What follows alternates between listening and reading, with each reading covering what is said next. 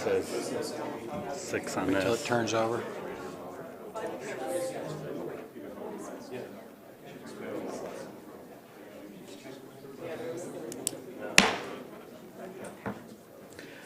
I call to order the October 25th, 2023 Area Board of Zoning Appeals of Tippecanoe County meeting.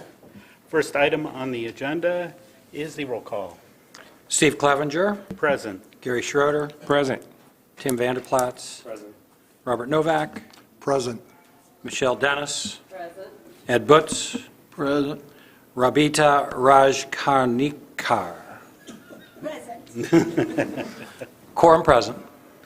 Thank you. And I would like to say that we do have a full board and would like to welcome both Tim and Rabita to the board this evening. And we'll have our briefing session, please. Thank you. It was brought to our attention that the sign for BZA 2019 Imran Kazem had been removed after the last meeting, and the bylaws require the sign to be posted continuously until the case has been heard and decided or withdrawn. So the BZA could grant a waiver of the bylaws for this case to move forward this evening. If the waiver request is denied by the BZA, then the case will need to be continued until the December hearing.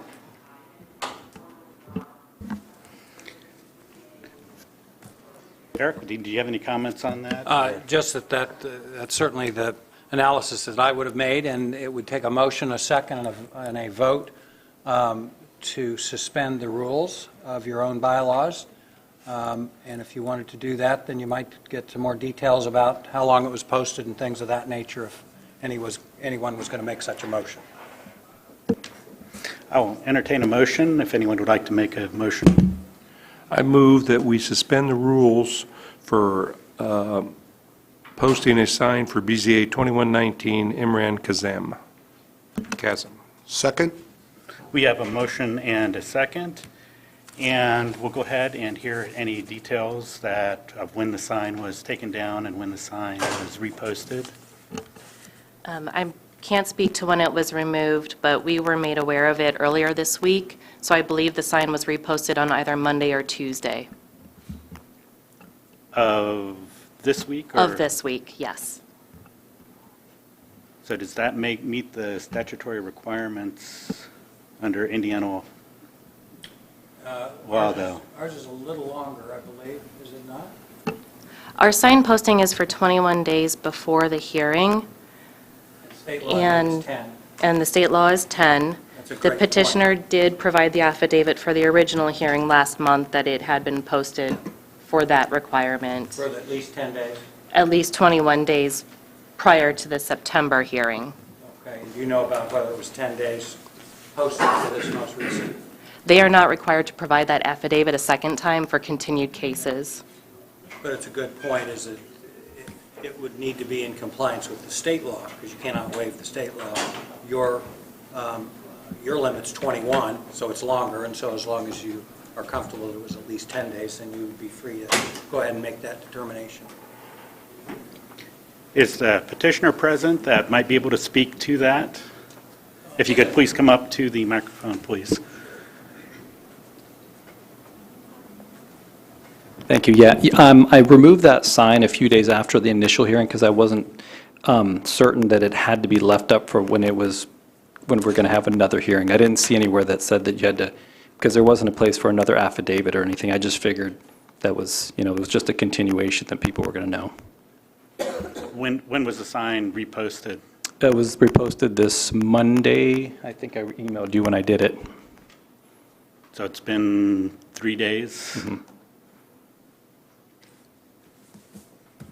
And does the Indiana code speak to anything about when it's continued or? Yeah, it does not. The thinking in posting situations is going to be posted for the requisite 10 days. If then a meeting is continued or something goes on at that meeting, the public was deemed to have known about it because it was posted. They come to the meeting, they're deemed to have seen what happened at the meeting or could have looked at the minutes. So as long as you've had the requisite 10-day posting at any time, then that is sufficient under state law. Does that make sense? That makes sense to me. So even though it was only posted for 3 days, we can waive Right, because our it was bylaws posted. for that because most people would have known about it before when the original sign was, and then the sign was reposted. Yeah, the important posting time was the prior Correct. time. Does anyone on the board have any comments? My thought would be, I'm assuming people are here probably for this case, and they had to come last month already. I don't see a need to make them come back a third time to hear it. I agree with you on that one. Robert? Did the staff have any reports or anybody call in about the posting itself? And Yes, on Monday, a remonstrator called to let us know that the sign had been removed and was no longer posted. So that is what spurred our contacting the petitioner about it. Any other comments? I mean, I think people are here tonight because they knew about it from the last meeting, rather than delaying it till December 6th. I know I would prefer to hear it tonight rather than just delaying it a month and a half. But that's my opinion, and if there are no other comments, we'll go ahead and take a vote to suspend the rules to go ahead and hear that case tonight. All those in favor, say aye. Aye. Opposed? That motion carries, and we will be hearing BZA 2119 tonight. All right, thank you. Thank you. Thank you. I'd also like to announce that the next ABZA hearing will not be in this room due to some technology updates that are going to be ongoing. So that hearing on December 6th will be held in the council chambers at the Lafayette City Hall at 20 North 6th Street. So hopefully, except for the one case that has been requested to continue, hopefully all the other cases will be resolved this evening. I'll go ahead and take a motion for the approval of the minutes. I move to approve the minutes from the September 27th, 2023 ABZA public hearing as submitted. Any comments or corrections? Hearing none, all in favor? Aye. Opposed? Motion carries. Minutes are approved as submitted. New business. All the other cases ready to be heard? Except for the two continuances. I'll go ahead and hear the public hearing motion, please.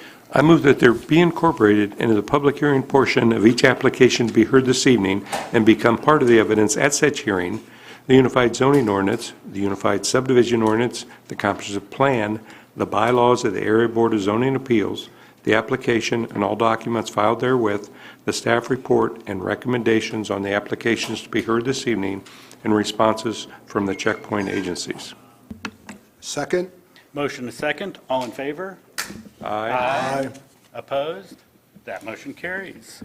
And I'll go ahead and take the continuances, please. I move to continue BZA 2126 Clinton M. Cordy to the January 24th, 2024 public hearing at petitioner's request, and BZA 2128 Jeremy Du Bois to the December 6th, 2023 Area Board of Zoning Appeals public hearing at petitioner's request. Second motion? Motion and a second. All in favor, say aye. Aye. Opposed? That motion carries. So if you're here for BZA 2126, Quentin M. Cordy, that will be heard again on January 24th. So that will be in this room on January 24th. If you're here for BZA 2128, Jeremy Du Bois, that hearing will be on December 6th, 2023, and that will be at the Lafayette City Hall Council Chambers at 6 p.m. instead of this room. I would like to briefly explain the procedures for the meeting tonight. Each case will be heard following a motion and a second from the board. We will ask the staff to report on its findings. Following the staff report, we will ask the petitioner to present his or her case, after which anyone wishing to support the petitioner's request for a variance or special exception will be asked to come forward. After hearing from the petitioner and those speaking on his or her behalf, we will ask those speaking against the petition to present their arguments. The petitioner will then be allowed to rebut arguments raised by those in opposition to his or her petition. Following the rebuttal, the board may wish to ask questions of the petitioner's supporters and opponents of the petition or of the staff. The staff will have the opportunity at this time to make any necessary clarifying comments. We will then vote by use of a prescribed ballot. 4 votes are necessary to make any decision. In the absence of 4 votes, either for or against, the petition is automatically continued to the next meeting. We do have all 7 members present today. Please observe the following guidelines for the sake of time and fairness to all. State your name and address for the record before you speak. Limit your remarks to 5 minutes or less. Do not repeat arguments that have been brought up by others. Remember that all visual aids used to support your arguments will remain the property of the board. Cell phones must be turned off while the meeting is in session. Please step out of the room before using your cell phone. We do have a sign-in sheet at the staff desk. If you're not the petitioner and you do speak in favor or in opposition, please sign in after you speak. With that in mind, we'll hear our first case. I move to hear and vote on BZA 2115, Michael Kieswetter. Petitioner is requesting a variance to allow a 10-foot setback instead of the required 25 feet from the right-of-way of Eastbrook Drive for a recently installed utility shed. The property is zoned agricultural, is a corner lot located at 4850 Eastbrook Drive in Washington Township, 36 Southeast 24-4, UZO 2-24 continued from the September 27th ABZA hearing by inconclusive vote. I second. I have a motion and a second, and we'll hear from staff. John, please. Good evening, John Burns, APC staff member. This case comes before you after the previous 2 meetings when it received inconclusive votes. This is a subdivision in the northeast part of the county that was platted in the 50s. Petitioner is requesting a setback variance for a detached garage. When this case was originally heard, it was requested with a 0-foot setback, and it had an inconclusive vote. The next meeting, the request was amended to a 10-foot setback last month and received an inconclusive vote. This month, the request is still for a 10-foot setback. If we look at the site plan here, we can see the location of the proposed garage on the upper left-hand side of the drawing. The 10-foot setback that petitioner is now proposing would allow for enough room to protect the finger system of the septic system in the backyard, as well as provide the necessary buffered area around the underground utility that's behind the shed that's in place now. Staff is unable to recommend approval of this because of our definition of hardship. The county has adopted the definition of hardship, which means that it includes no self-imposed situations. Because this garage was put up without a permit, it was self-imposed, so we were not able to support this request. Be happy to answer any questions. Thank you, John. Petitioner, or his or her representative.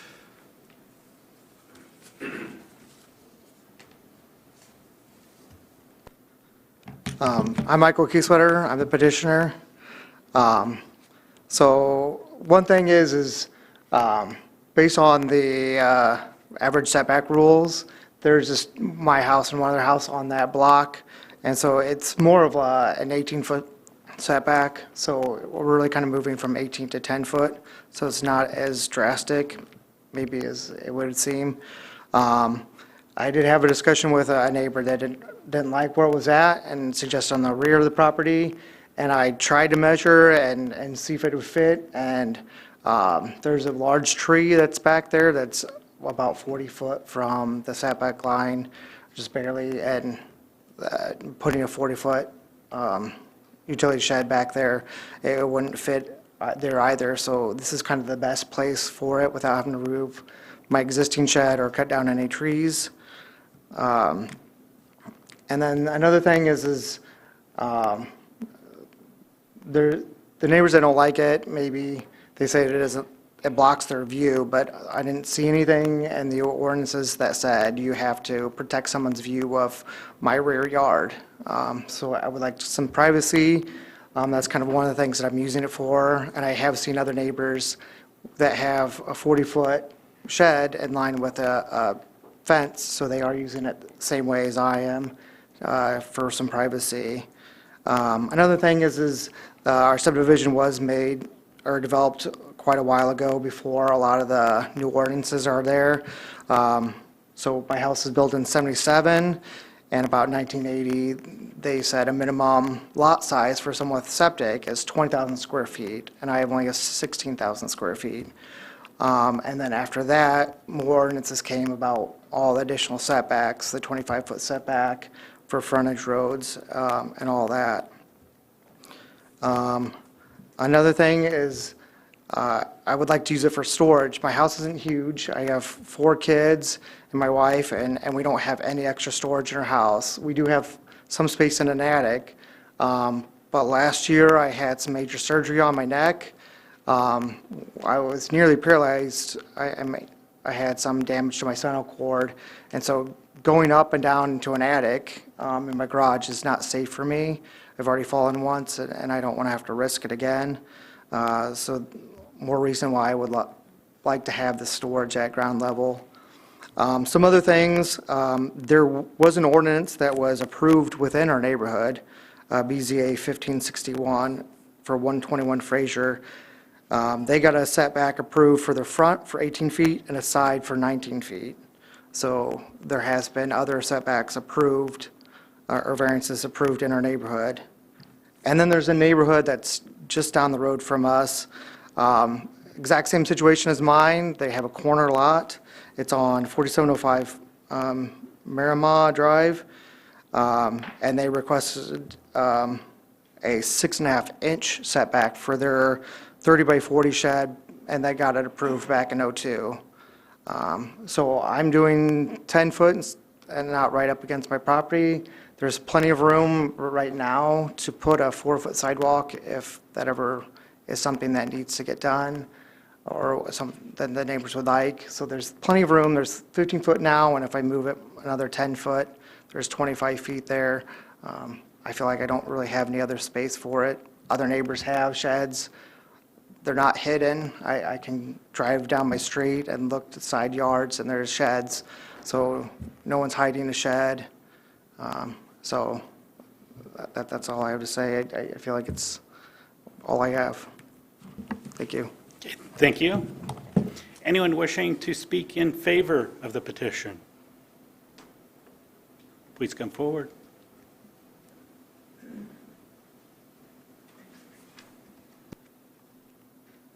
Good evening. My name's Jim Daniel. My address is 4916 Eastbrook Drive. I'm a neighbor of Mr. and Mrs. Kieswetter. They asked me to voice my opinion tonight and explain the situation, and I definitely understand the constraints that they have in their yard. And I also learned that one of our other neighbors opposed this, who spoke at the last 2 meetings against it. So I spoke to him, Mike Graham, who I respect and I appreciate. Mr. and Mrs. Graham trying to keep our neighborhood looking nice. With that said, I went back and listened to the last couple of meetings. It seems that there were no safety concerns with the requested 10-foot setback. And to me, my opinion is that it does not detract from the neighborhood. So it would not bother me if this variance was approved. So, thank you. Thank you. And if you could please sign in, please. Anyone else speaking in favor of the petition? Anyone in opposition to the petition?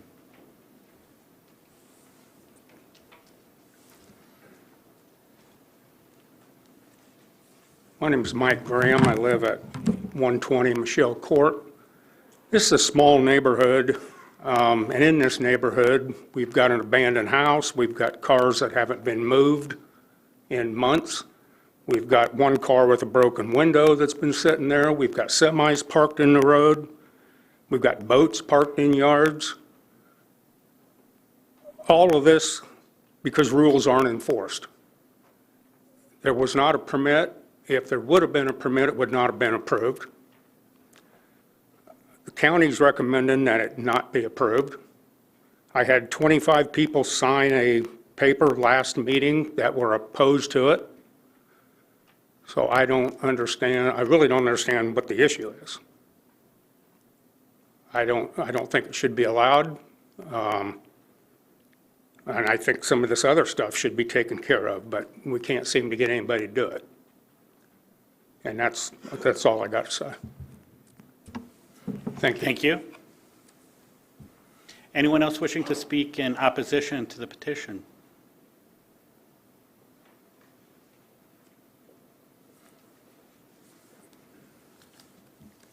And Michael, if you'd like to rebut.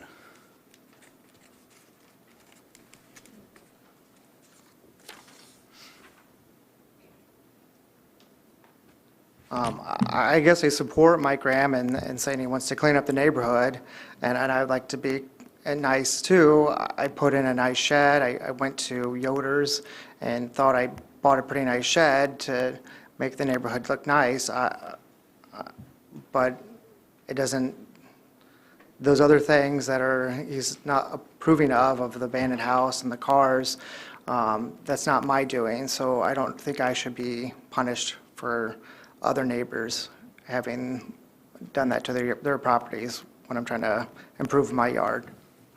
Thanks. Thank you. Questions, comments from the board?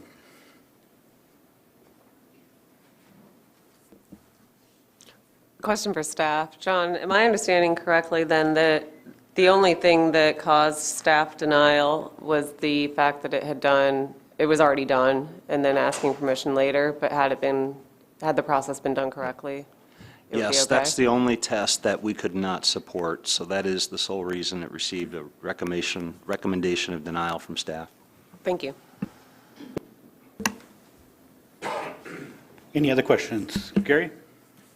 Question for staff, and you may have answered this in the past, but since it's a corner lot, then you get 25 feet from the front in the side opposed to typical side setback? Is that just 6 feet?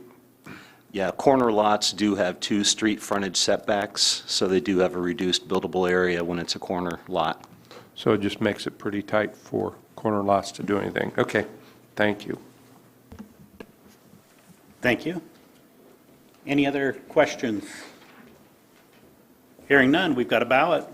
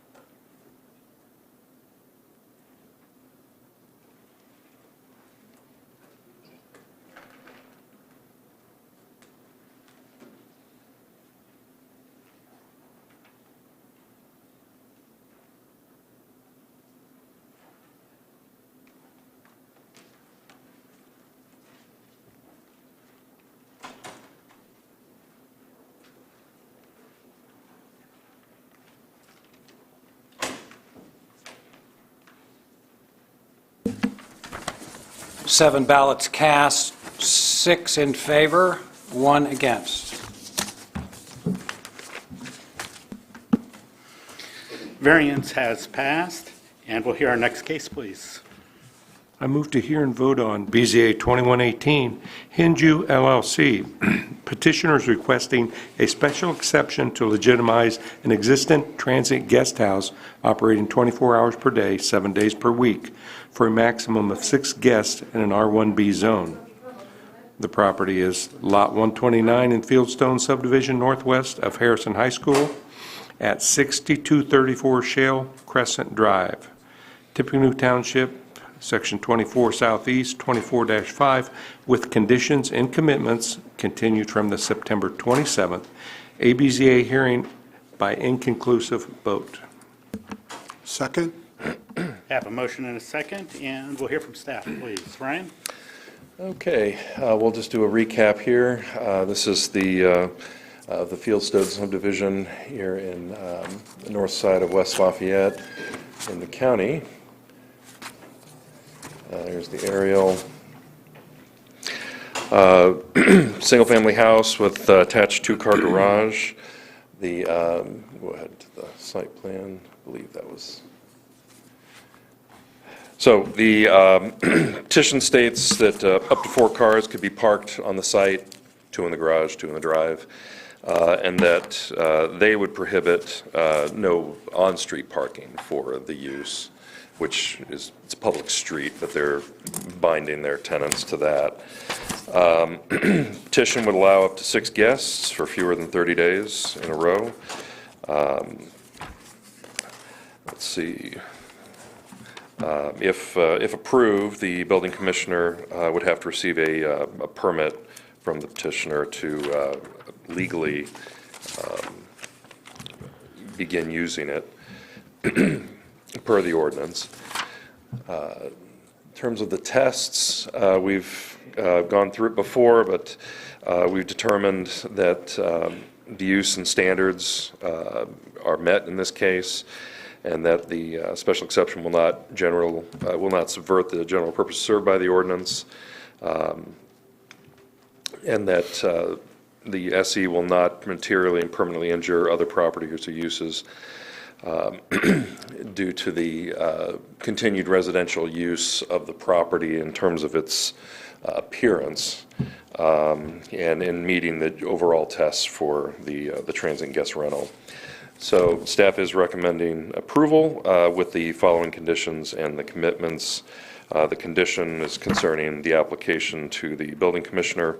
Then the commitments is the limitation of 6 guests, and that the dwelling may only be reserved by a single booking at any given time. May have to answer any questions.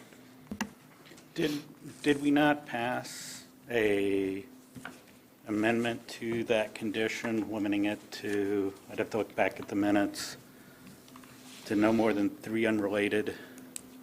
I believe that was added at the meeting last month. That was added at the meeting? Yes, we just didn't update the staff You just report didn't to update the reflect staff that. report? Yes. Okay. Yes. So So it that would applies be- to this case as well? Because it applies to the other one, too. It's in the notes that we made It a is in the motion. minutes that we did It's add in the that. minutes Okay. that it be no more than 3 unrelated guests. Then I amend my So comments you want it accordingly. again, Aaron? Would you like it again? You're good with last It month? it was added Okay. at the last meeting, so Okay. it still stands. Thank you. Thank you, Ryan. Petitioner, his or her representative. James Michaels, 618 Wexford Drive, Lafayette. To my knowledge, we're the only short-term rental operating in the Fieldstone neighborhood. There were a lot of concerns and complaints last meeting about our property, none of which had anything to do with our home. I think the perceived problems that the residents have with our home is they're confusing it with the long-term rentals. Those are the homes with the major issues. No one even knew that we had a short-term rental until our sign was placed, or if they looked it up themselves. Since I have 5 minutes, I thought I'd read to you who stays in the house and the reviews of the property.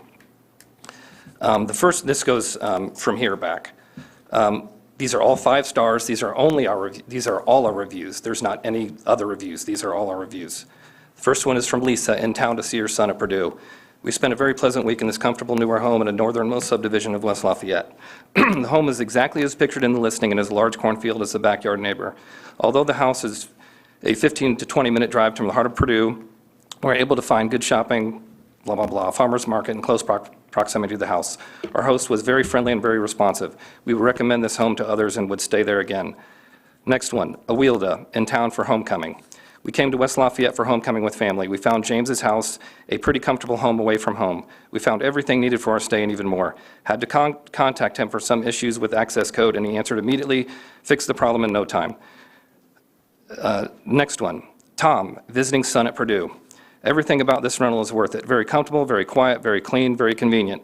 James communicated very well and always responded very quickly. The home was exactly as it was described. Would highly recommend and would be back again to visit. Next one, Penting, in town to visit family, great place to stay. Melissa, in town to see son at Purdue.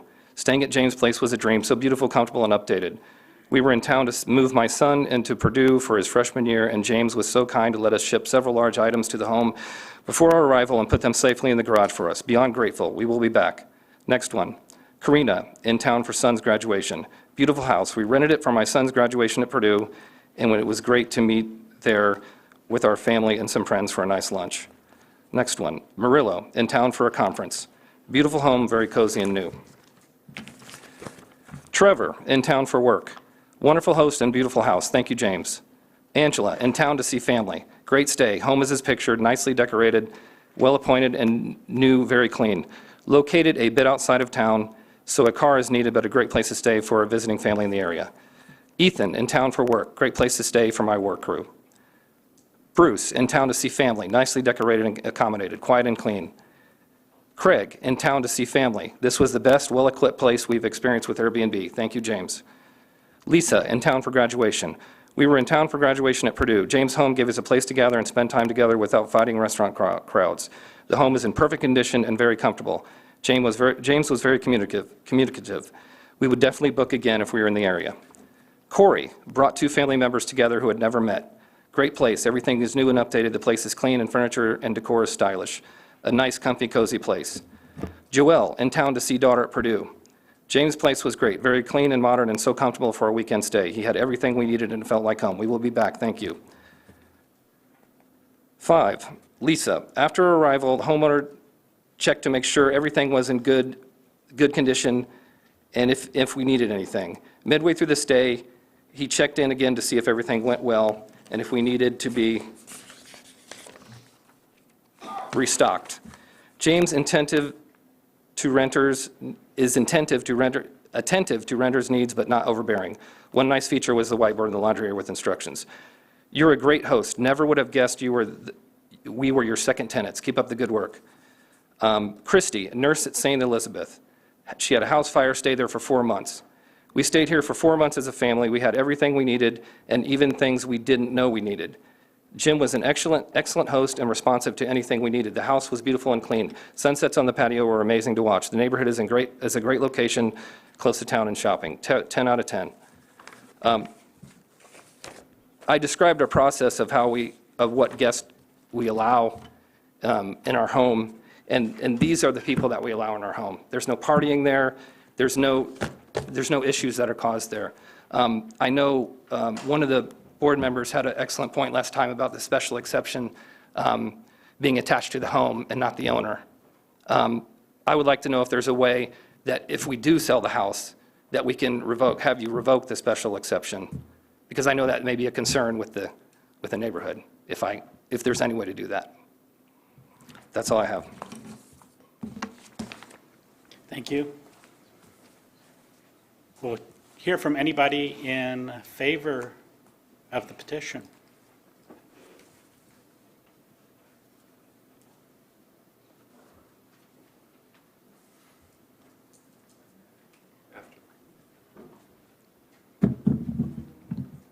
Hello, my name is Cedric DeHue, 3395 Putnam Street, West Lafayette, Indiana, 47906. Just wanted to reiterate that as also being a short-term rental host, I get a lot of the same experiences that the petitioner has had. A lot of parents, a lot of grandparents, a lot of homeowners, a lot of people who take very good care of the property because they're very familiar with being a homeowner, and they are very particular. When he talks about having 5-star reviews, everything has to be perfect. I've had experiences before where, even just a very small inconsistency can lead to a 4-star review. And so as short-term rental hosts, we have to do a very good job of taking care of the property, and I wanted to make those comments known to the board. Thank you. Thank you. Anyone wishing to speak in favor of the petition? In opposition to the petition? Amanda McKinney, 6102 Silver Creek Drive, West Lafayette, 47906. So I'm very happy for him that people have enjoyed staying in his house. The fact of the matter is they shouldn't have been staying in his house because he never got proper permission to have that house be an Airbnb. I was quite literally the first person to move into the Fieldstone subdivision 6 years ago. I didn't build my house, which is the house that I plan to stay in long term, so I could live near a vacation home. Most of the homeowners in our neighborhood are either single young professionals like me, young families, or retirees, and I assure you that none of them also built their homes so they could live next to a vacation home. None of us had hopes and dreams of living next to an Airbnb. Last month, I provided you all with a letter that I had written in opposition to this request and the other two that had gotten denied, and that letter included 90 signatures across 73 separate lots in our subdivision. That's over 1/3 of the homeowners of the developed lots in our subdivision that took time out of their day to sign my letter and express their strong desire to keep Airbnbs out of our neighborhood. There are even more homeowners in our neighborhood who are opposed to Airbnbs and rentals in general in our neighborhood, but I hadn't gotten a chance to do any door knocking or meet literally every person in our neighborhood by that point. Since last month's meeting, our neighborhood came together and passed a special vote to amend our community covenants and restrictions. I have a copy of the amendment here if you all would like it. The amendment that we passed strictly prohibits any short-term rentals of less than 30 days, which does include the transient guest home definition and Airbnbs, and it also limits the total number of rentals in our neighborhood to 20% of homes and requiring 6-month leases or greater. So this amendment to our community covenants reflects the collective will and agreement of the majority of our residents. Allowing an exception to the zoning ordinances in this case would not only undermine the efforts of our HOA and the Fieldstone community members, but it would impose a significant hardship on us as well. If this exception is granted and the petitioner attempts to continue to operate his Airbnb, the only recourse we could follow at that point is through legal channels, and it's a flagrant waste of our HOA dues and any potential future reserves that we could develop as a neighborhood. We shouldn't have to budget for taking legal action against somebody who's operating a prohibited business in our neighborhood. Last month, the petitioner indicated that a couple of the neighbors that border his Airbnb are in support of his business operation. I would like to point out that one of the homes next door to his property and one of the homes across the street from his property are owned by investors who rent their properties out. Respectfully, that means that he's asking the wrong people if he asked them. I don't think the opinion of somebody who owns an investment property in our subdivision but isn't actually a resident in our subdivision should have the same kind of opinion as somebody who actually lives there and has to deal with things.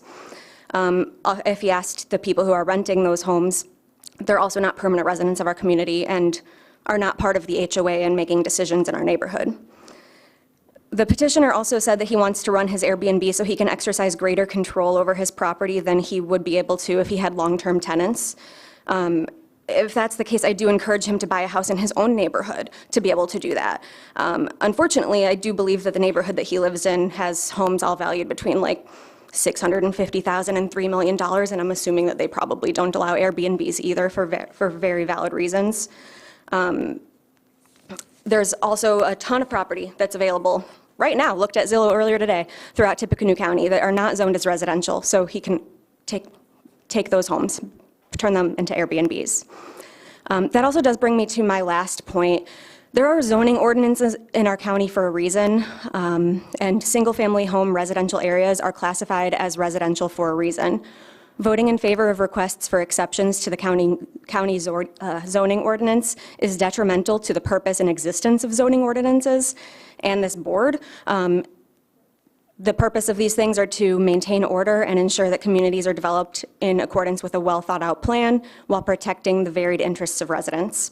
Granting exceptions without substantial justification or strong community need renders zoning regulations essentially meaningless. Our community does not need Airbnbs. A vote in favor of this, or frankly any other of the Airbnb requests that are coming before you, continues to set a dangerous precedent where more and more property owners will see that the rules of our county can be bent, leading to an increase of similar requests. This complicates your own work while simultaneously disregards the voice of community members and residents. For this particular petitioner, granting an exception also creates inequity within our community by essentially rewarding somebody who has broken the rules by operating an Airbnb without having been granted permissions through proper channels. And I believe that granting this sort of exception sends a message that individuals can operate outside of rules and law with minimal consequence. So please, I ask you to consider strongly the desires of the residents of our neighborhood and the community at large, and hold those desires in a higher regard than you're holding desires of people who want to operate a transient guest house within residential areas. Please consider the real people in our community over capitalistic ventures that offer little to no value add for our community. Thank you.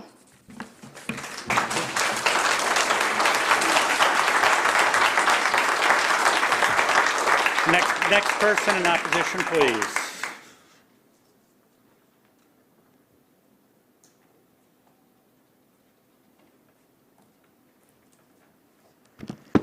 Zachary Bale, 124 Connolly Street. Here, here. Very nicely put. Just to reiterate, yes, neighborhoods need neighbors, not vacationers. Yet again here presenting petitions. This time we now have 341 signatures, and then more still keep coming in, but they missed the printing deadline, so I'll read that into the record. We, the undersigned, are opposed to allowing a transient guest house at the 6234 Joe Crescent Drive. We find the proposed special exception to deviate from the existing zoning rules and allowing a transient guest house at this location in West Lafayette will materially and permanently injure the other property and uses in the same zoning district and vicinity, along with subverting the R1 and R1B purposes of the Unified Zoning Ordinance. Our request to deny the special exception is supported by the community's expressed concerns regarding the safety, traffic, noise, lighting, and the current and future uses of these zoned properties in the neighborhood. To prevent the erosion of our neighborhoods and to maintain their integrity as long-term housing for individuals and families, voting against this special exception is reasonable and justified. I've also included a map, because the last time there was some questioning about where the location of these people were, so that I saved you the trouble of having to look that up. So Robert and Steve, you have that. And then also in there, you can see that it clearly shows that the opposition is growing in the community, as you heard. It's setting a dangerous precedent that people can think they can just turn any property into a transient guest house.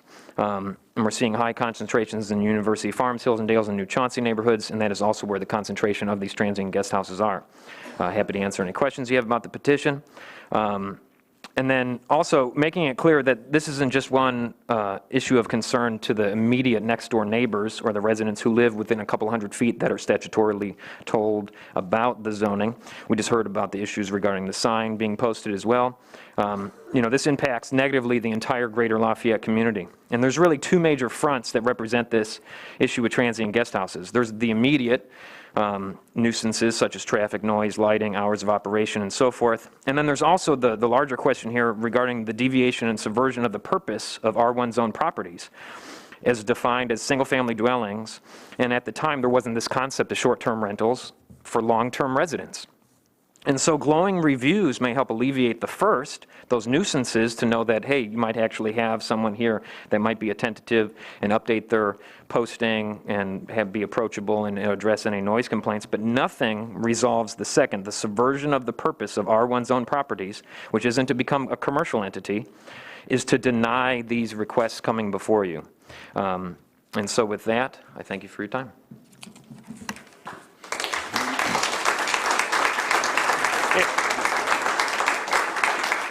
If we can withhold the applause, I mean, we know that there's a large group that's an opposition. We'll get through the meeting a lot quicker.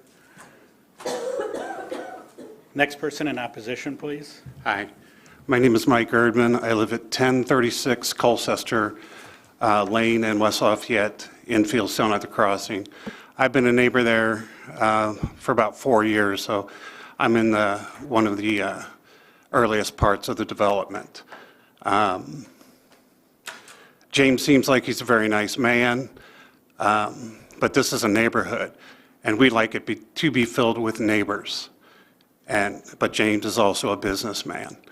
So I'll keep mine short. The only thing I can The only thing I can say is if you can sit there in your seats and you can have a Airbnb next to you, then you can vote yes on it. Most Airbnbs aren't run like James's. I commend him for doing that. But the majority of Airbnbs are party places. So thank you for your time and your consideration in this matter. Thank you. Next in opposition, please.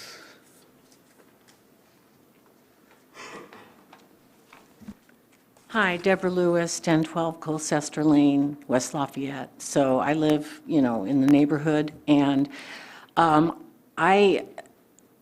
thought that somebody can come in and, get a variance and turn a residential home into an Airbnb is quite worrisome. I don't want to live next to an Airbnb, honestly. I didn't move into this neighborhood to live next to a hotel, and basically, that's what it is. Another thing is that the variance can be transferred, I guess, which is worrisome as well. There's been nothing to say that it can be revoked. And, we might not be so lucky. The next person that buys the property might not take care of it. It might become a party house. This is a concern of mine. But it is a residential community. What is the point? And it's also an HOA. I bought into it because I've lived in neighborhoods where there weren't HOAs, and it's just not good. You need rules. You don't want to see broken down cars in the front of the house. You don't want to look at an RV every day. There are things, you want to maintain standards in the community. And so if we have an HOA and we've already voted a covenant so that we restrict Airbnbs, I don't know why that can't be, honored. And that's all I have to say. Thank you. Thank you. Next in opposition, please.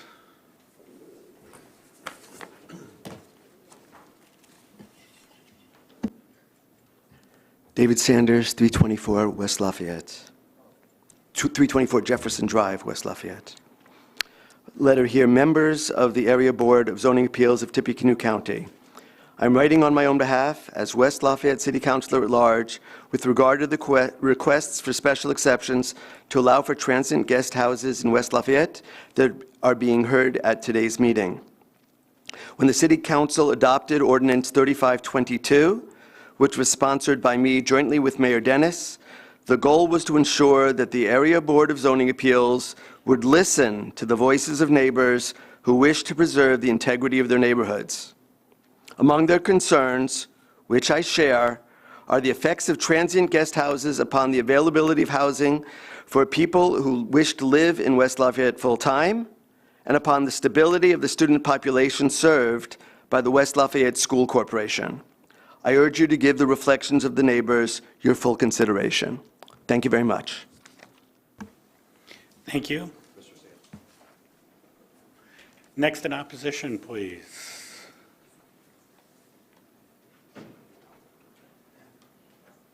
Do we have anyone else wishing to speak in opposition?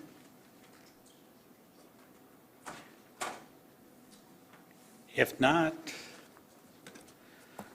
would you like to rebut?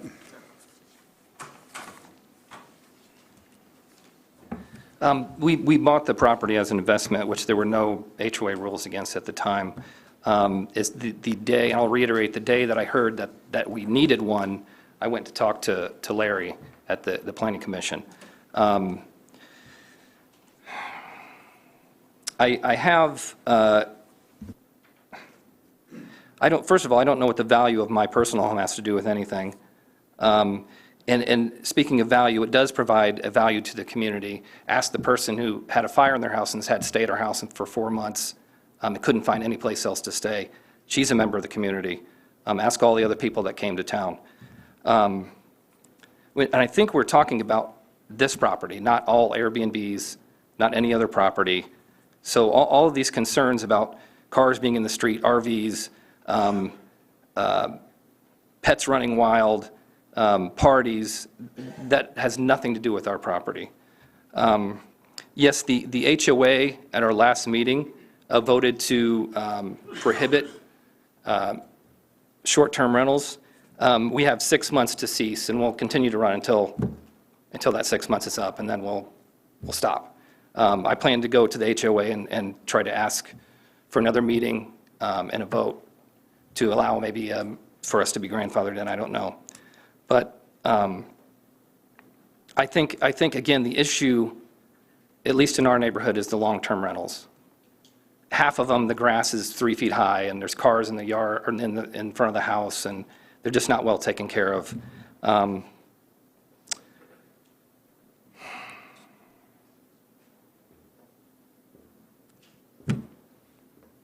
That's about it. Thank you. Thank you. Questions, comments from the board?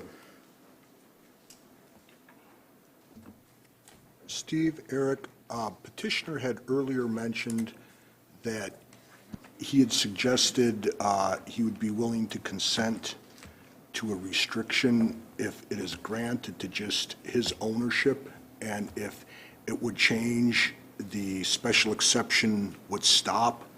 Is that something that we need to take up or address or vote on? That would be an option. You are able to impose reasonable restrictions. I think if it was going to be done, it should be done in the form of a commitment, because it's a long-term matter that should be made of record, so that the person looking to buy has the opportunity to see that in the public record. I think it's a possibility. It would take a motion, a second, and then it would become a condition, and that the commitment would have to be signed and recorded before the special exception would take effect.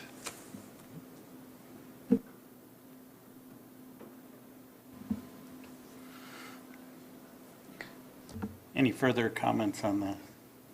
Or is the petitioner still willing to make that commitment?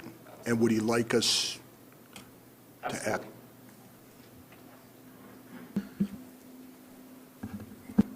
Just a comment, if you make that, would it be also in order that as long as he's the owner and the manager of that, a little more restrictive, since he's presenting that he's been the manager and it's been operating well? Just a thought. I like that idea. I think that there, again, that would be with the petitioner's agreement that we would read into it while he is the owner and the manager of the property. Yes. I mean, I'll entertain a motion if somebody would like to. I move that we add a commitment that the special exception would expire if the property is sold and not managed by the current owner.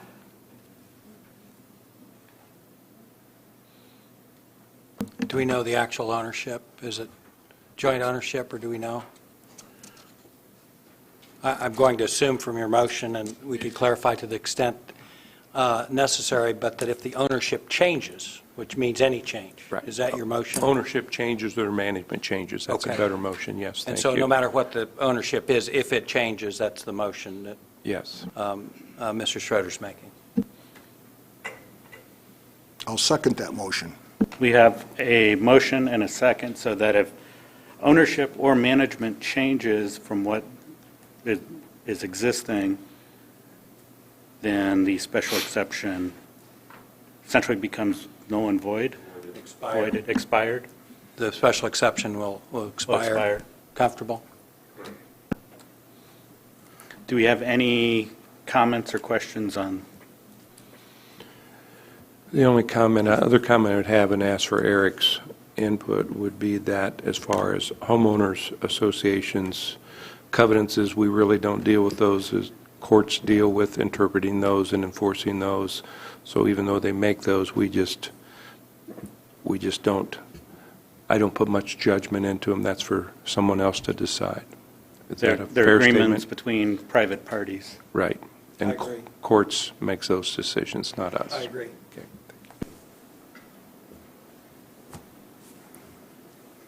There's no questions on that was a commitment, right? That is correct. We have a, motion and a second on the floor to add that commitment. Can I speak or no? No, you may not, unless somebody recognizes you. Is anyone going to recognize me? I recognize you, Cheryl. Thank you. You guys are out of order. It has to be a member of the board. What? It has to be a member of the board to recognize you. A member of the audience cannot recognize you. I tell you, every time I come here, you make up another rule. What do you have to Our- do? What do you have to do to recognize her? Just recognize I her. recognize you. Are you recognizing I me? am, yeah, She come is. on up. Oh, thank you.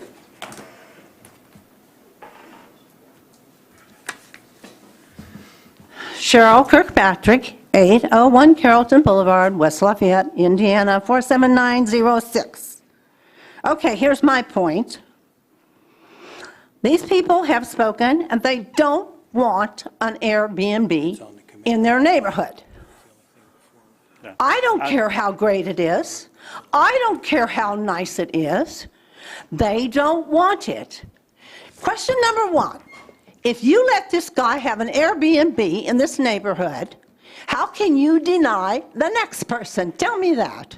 You can't. Well, we're talking about the commitment here. I know. We don't So, I mean, need a it's- commitment. Why do you want to even let these people do this? You're opening the door. If you let one person get an Airbnb, and why can't the next person have it? Or the next person, or the next person, or the next person? What do we have here? We have a minority of one ruling a whole neighborhood. What do we have here? The good of one to have an investment piece of property that affects how many? Is it 100? Is it more than 100? Is it close to 100? This doesn't even make sense. How can you add up 1 and 1 and get 5? Thank you.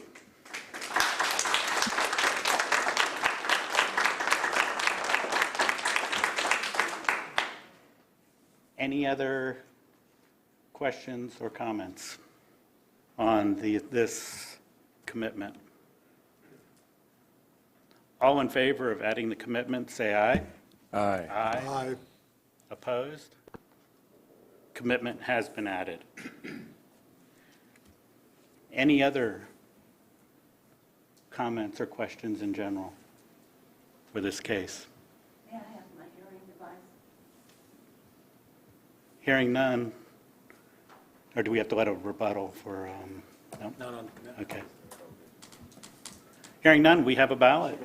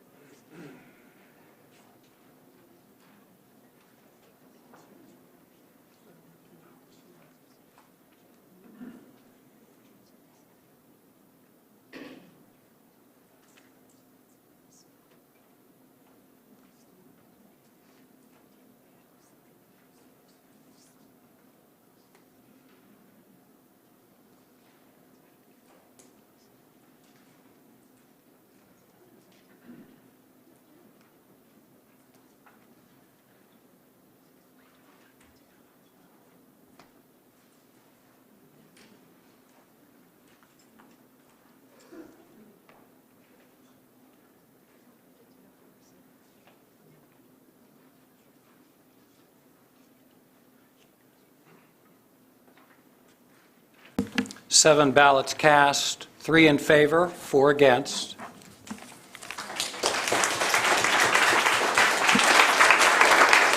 Special exception has been denied, and we'll hear our next case, please. I move to hear and vote on BZA 2119 Imran Kazem. Petitioners requesting a special exception to allow a transient guest house operating 24 hours per day, 7 days per week, for a maximum of 6 guests in an R1 zone. The property is located at 1700 Ravinia Road, West Lafayette, Wabash 18 Northeast, 23-4, with commitments continued from the September 27th ABZA hearing by inconclusive vote. Second? Have a motion and a second, and we'll hear from staff, please. Amanda? Thank you. This case was continued from last month, so I'll keep this pretty brief. This is in West Lafayette. The area is surrounded by all single-family homes, R1 neighborhood. The house itself has a one-car attached garage with a paved driveway large enough to accommodate 3 additional cars, according to the petitioner.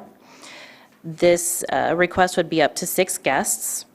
The petition also includes house rules, which are binding on the petitioner. Those are included in the staff report for your review. The staff was able to support this request, and we are happy to answer any questions. Thank you. Thank you. Petitioner or his or her representative.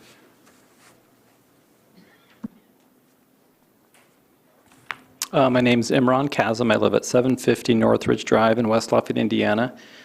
This is the house that we're talking about here. It's the house I grew up in.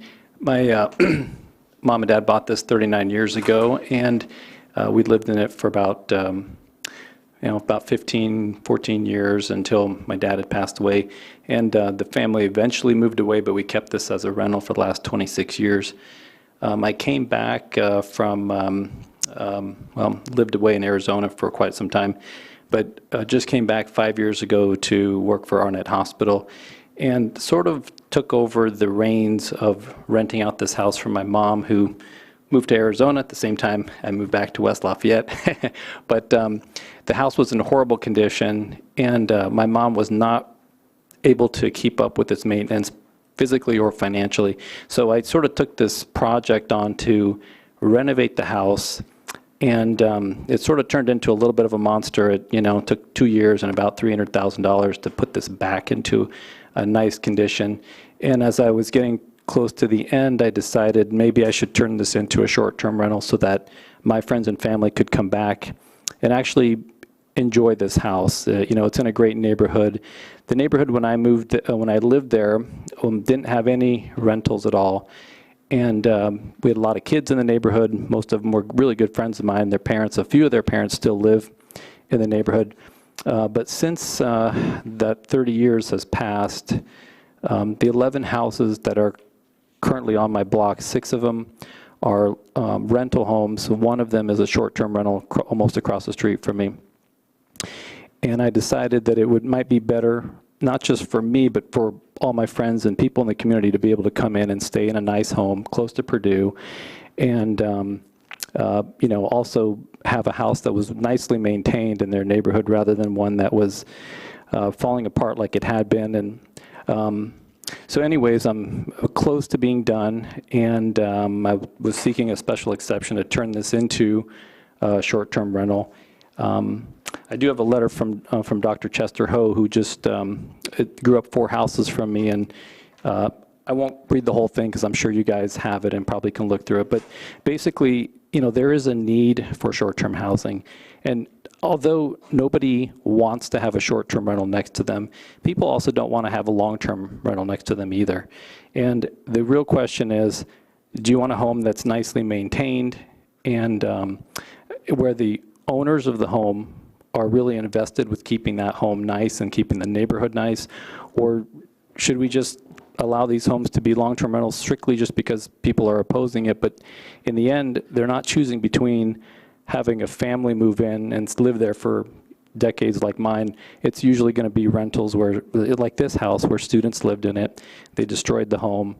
And I don't think anybody in the neighborhood was happy that it was a long-term rental. It was something we did as a necessity growing up. My mom, she didn't have much money. She needed rental income, and that's what it was. Now, that's not the case anymore.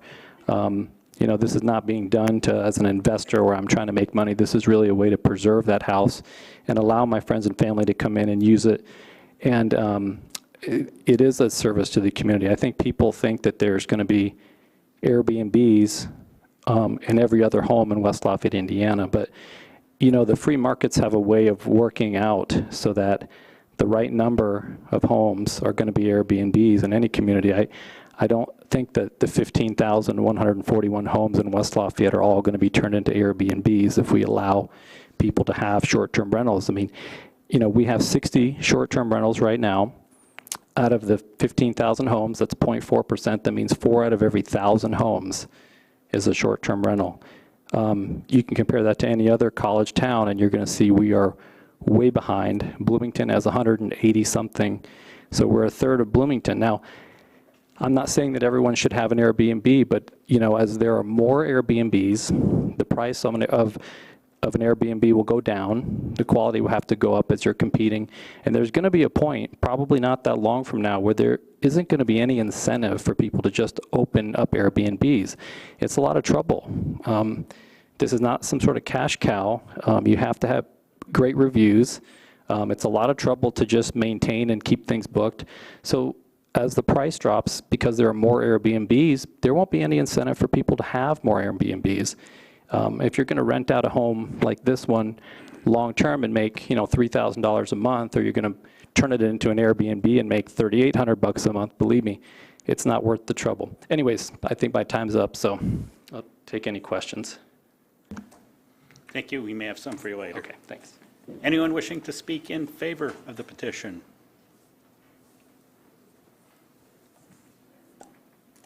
Hey. Jameson Redmond, 1200 Northwestern Avenue, West Lafayette. I'm a retired naval officer. I moved here in 2017 after a 25-year career. I met my wife at Purdue. We got married in '93, and we decided to retire back here after my career. We currently live across the street from KDR Fraternity and next door to a petitioner.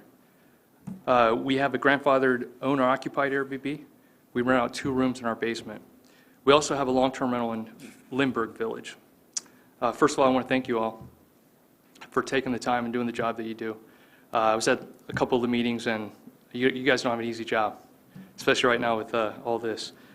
But you all are in a powerful position in which you have the authority to deny individuals their preferred use of their property. You have the ability to deny and place limits on private property rights. After looking through the minutes of the past few meetings, I've had a hard time determining why this panel is approving some units, but not others. For instance, there was a 4-0 vote approving a short-term rental on Tesla Drive in Lindbergh Village, that's where I own a long-term rental, when this petitioner here was shot down 3-1. The same arguments were posed for and against short-term rentals in all the cases. Also, I can't help but note that the houses in Lindbergh Village are affordable for young families. The houses are fairly new and don't yet require investment. In the August meeting, there was an approval for a short-term rental in the same neighborhood as a petitioner, just a few streets over. If you're going to deny somebody their property rights, especially for someone who has owned the house since 1994, it should come with a reasoned explanation. The Airbnb concept is not new. My father went to Purdue from 1954 to 1958. When his parents drove up from southern Indiana, they actually rented rooms out of people's houses, kind of like what I'm doing. When I traveled Europe in the 80s, I often rented a room from homeowners. What's new and different is using entire houses as Airbnbs, not just renting a room in an owner-occupied residence. While this poses some challenge to the communities and creates scarcity in the long-term housing market, there are some important benefits. Most importantly, increased investment in some very old and neglected homes. I recommend approval of this petition because we need more investment in the houses in this section of Hills and Dales, something that only long-term rentals will provide. As opposed to long-term rentals, they require a higher level of investment, active participation, and bring in more tax revenue for our community. Our Airbnb has collected almost $10,000 of occupancy tax since opening in July of 2015. A short-term rental will not perform if it's neglected because the customers leave reviews. The property needs to look good, and every function needs to function properly. A well-run Airbnb is safe, clean, and an attractive property that increases home and long-term rental values for all owners in the community. Parties and other nuisances can be avoided through proper screening. Almost all of my guests have been folks interested in Purdue or Purdue alumni coming back. I have had no problems or complaints so far with my short-term rental. Poorly managed long-term rentals, on the other hand, don't have to look good, can be neglected, and often are, because the repairs hurt profits. A few years ago, I would have been speaking in the second group against Airbnbs. But after running an Airbnb for 4 years, I've found many of the opposing arguments without merit. It's argued that short-term rentals are eroding the neighborhood. I'd argue long-term rentals started doing that a long time ago. Based on my experience looking for a home here, poorly managed long-term rentals are a bigger problem. The arguments made that the schools are suffering is very weak. The reason we have less children in West Lafayette is because we're getting older. People aren't selling their homes. You have a lot of retirees coming back to this community like myself. The schools are mitigating that by allowing transfers.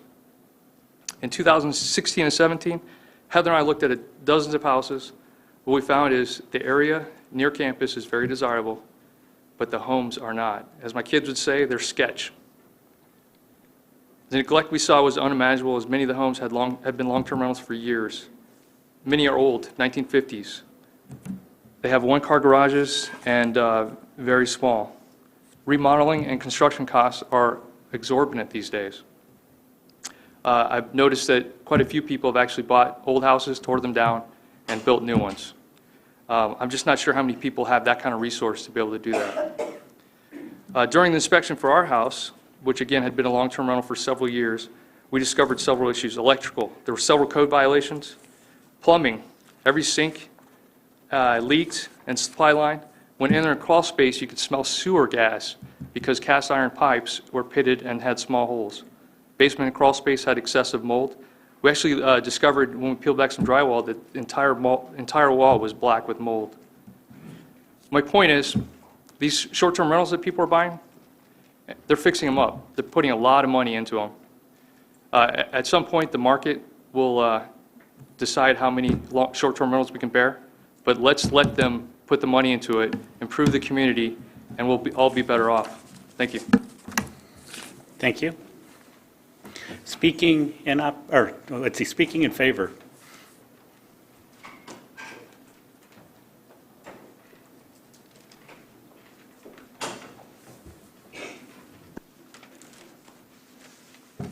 Hello, I am Vito Mazzarino. I am at 1661 Ravinia Road. I am directly across the street from the property in question here. I had not met the owner until last week, where I just so happened to be raking leaves in my front lawn. I saw him entering and exiting the property, struck up a conversation. I actually met my neighbor, so to speak. I talked to him about the area, learned about how he was basically a lifer, how he owns a house nearby, and he is trying to rent out a family home. He was nice enough to actually take me inside and show me the house and describe exactly what was going on and what the situation was and what he wanted to do with it. My wife and I just moved here in mid-July. We are first-time homeowners. There are not many people like us out there in the world that could actually live their lives until their mid-30s, save as much money as it takes to actually move here and buy a house, actually have job opportunities here, and actually intend to move into that area, that school district, with the intent to actually live there for 10+ years and start a family. Waving a magic wand and saying no to this responsible owner, using the property for its maximum value and maintaining it as well as possible, does not magically make another person like me and my wife move in there and create a better community. This is the best option you have. Thank you. Speaking in favor.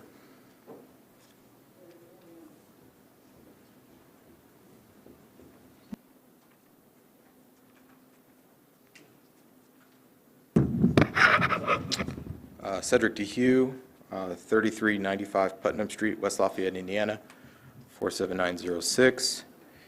In order not to repeat previous statements, I would ask to incorporate or have the board reconsider my previous statements made in support of Imran Kazem's petition of September 27, 2023.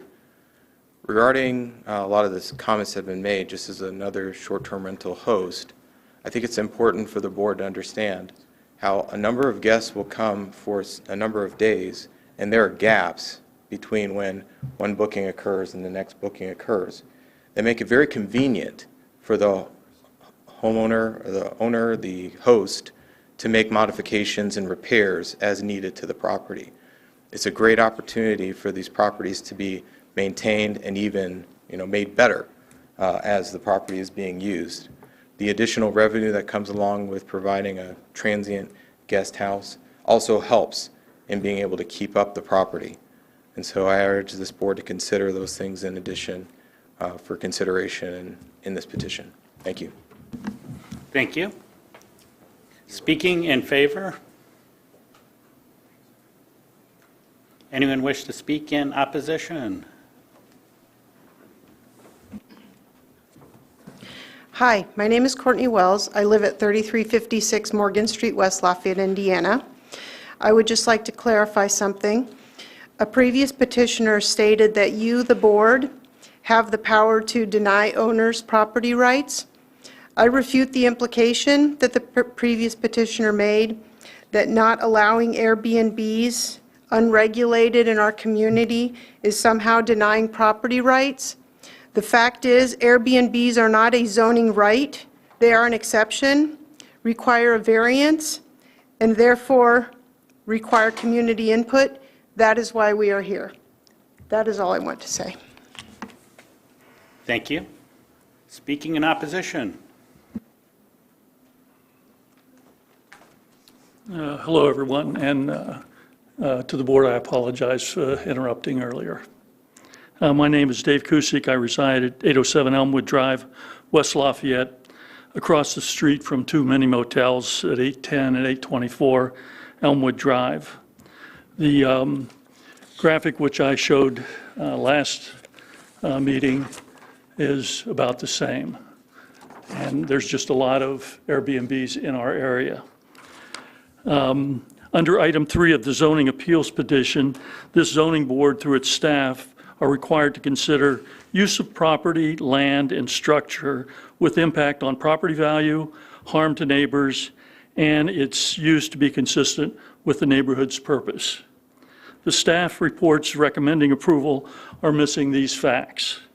The effect of property value is clear to me, as my property value has decreased with 2 Airbnbs across the street. The purpose of the West Lafayette School District land is to sustain and grow the student population base for the West Lafayette high schools. Replacing single-family homes with transient houses directly and negatively impacts the purpose of the land use. The use of R1 zone land is for single-family homes where neighbors need neighbors, not transients.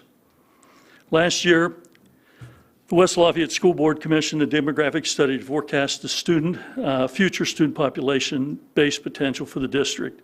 The result of that study was a slightly declining future student population base. Now, when you superimpose the increase of a lack of single-family homes, homes available due to the increase of transient houses, this decline forecasted by the McKibben report increases that decline, so fewer students.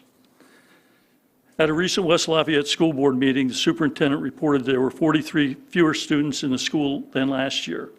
That amounts to $296,700 decrease in annual state allocation to this school district. This nearly $300,000 loss is significant and has been caused by the lack of single-family homes in our district. I urge the board to stop this decimation of our district with transient houses. These reasons presented here are clear and valid, and for this zoning board to deny these petitions for transient housing in our West Lafayette School District. The West Lafayette School District, in my opinion, is in jeopardy of being extinct. Do the right thing. Save our West Lafayette School District. Thank you. Thank you. Next, speaking in opposition, please.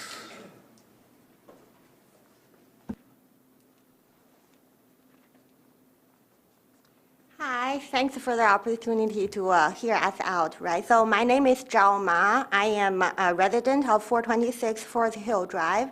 In fact, I bought Dr. Ho's house, was mentioned earlier by the petitioner. And so thanks for Dr. Ho for selling his home to a family who has kids and who has a kid in the neighborhood and really enjoying the neighborhood.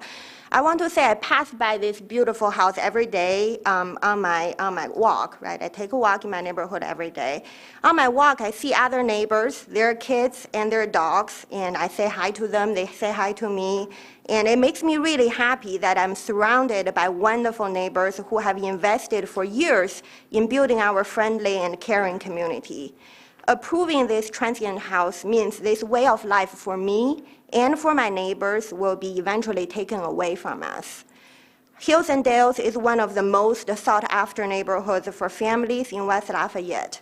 Because our neighborhood is full of families whose kids go to our wonderful West Lafayette schools, kids of all age walk to school together and walk home together. They play soccer or football in each other's backyard. They run around the block parties in the summer, and they trick and treat very soon in the fall.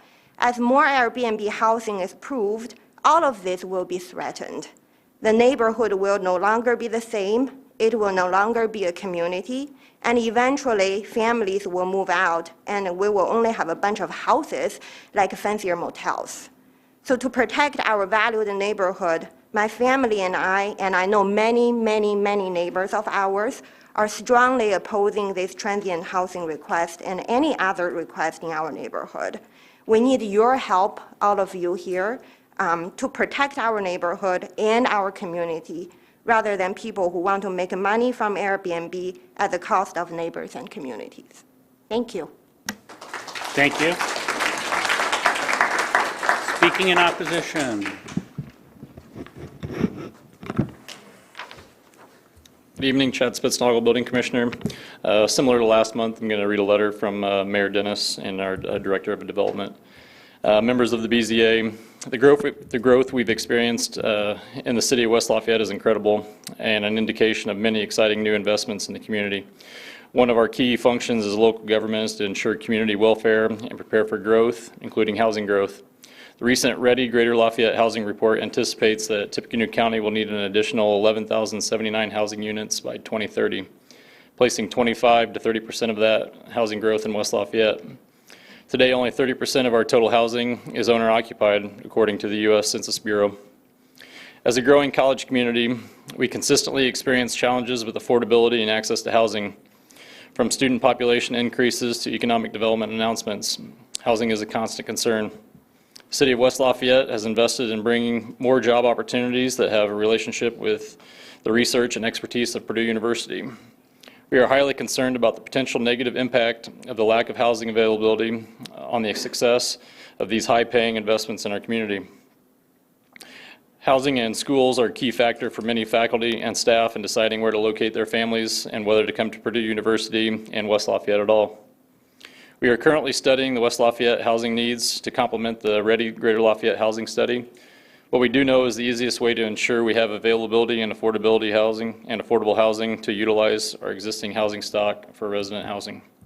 This is true for student residents and full-time residents. While we are not inherently opposed to transient guest housing, we do wonder at what point we cease to have citizens living in our community. At what level of housing loss do our schools suffer from not having students to serve? What is the neighborhood when you are the only owner-occupied house on the block? When do we become negligent in protecting the welfare of our community? We question the prudence of allowing special exceptions in single-family homes when we have an established and exhibited need for those housing types to serve their intended purpose. Respectfully, John R. Dennis, Mayor, and Aaron R. Easter, Director of Development. And for the sake of time, I'll reiterate this at the BZA 2129 later. Thank you. Speaking in opposition.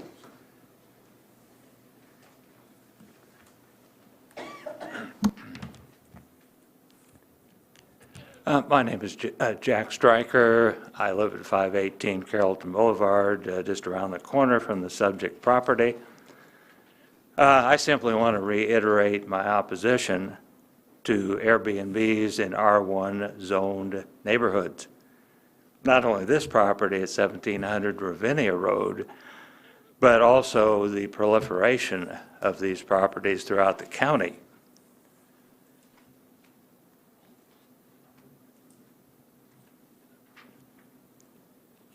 Make no mistake about it, when these properties are approved in an R1 zone, you're approving a small business.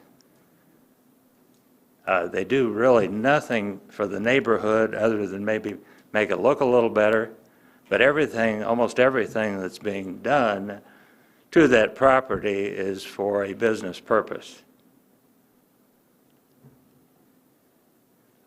Essentially, they become mini motels. As I said before, last week, the R1 zoning designation really has been degraded over a period of time. We've gone from highest and best use as single-family properties down to the lowest rung, now the Airbnb. And as I said, as they become businesses, they are not really appropriate for that area. So that is about all I have to say, and thank you. Thank you. Speaking in opposition.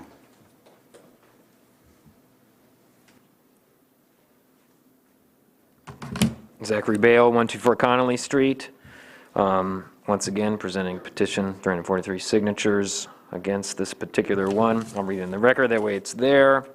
We, the undersigned, are opposed to allowing the transient guest house at 1700 Ravinia Road in West Lafayette. We find the proposed special exception to deviate from the existing zoning rules, and allowing a transient guest house at this location will materially and permanently injure the other property and uses in the same zoning district and vicinity, along with subverting the R1 purposes in the Unified Zoning Ordinance. Our request to deny the special exception is supported by the community's expressed concerns regarding safety, traffic, noise, lighting, and the current and future uses of R1 zone properties in the neighborhood. To prevent the erosion of our neighborhoods and maintain their integrity as long-term housing for individuals and families, voting against the special exception is reasonable and justified. A few people brought up some points that I wanted to clarify. One, it was brought up by the petitioner that there's 15,000 homes in West Lafayette. That's 15,000 housing units in West Lafayette, according to the American Community Survey. And so those aren't individual homes, those can be apartment for rent as well. And then also the first gentleman who spoke in favor conflated transient guest rooms, which are a by right use in R1, with transient guest houses, which, as it was pointed out by someone else in opposition, those are not by right, which is why we have this whole process of a special exception. And then two, with that, just to reiterate, R3, you can buy as much property as you want and have all the transient guest houses there. It's a by right development in an R3. And then also the critiques of long-term rentals are true, having lived near several in New Chauncey, but they're not germane to the question at hand. We're not talking about long-term rentals, because long-term rentals are a by right use in our neighborhoods.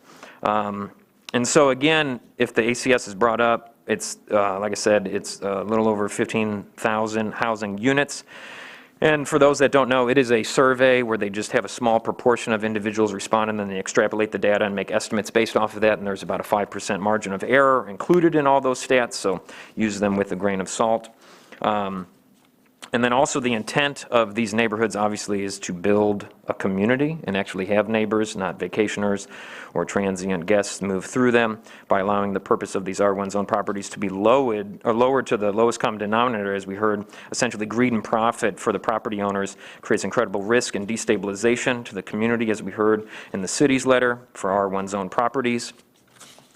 And then also, 2 points. One, we're hearing talk about benefits to the neighborhood. Really, the benefits of the transient guest house start and end with money for the landlord, a place for the guest, and taxes for the government. You know, the landlord's obviously fleecing, and profiting from what the neighbors have already built, a positive environment for communities and people to thrive. And why do guests like staying in our neighborhoods? For the same reasons we purchased our single-family residences: walkable streets, safe place for kids, friendly neighbors, proximity to parts, goods, services. We didn't purchase them to be next to house motels that deprive us of having a neighbor.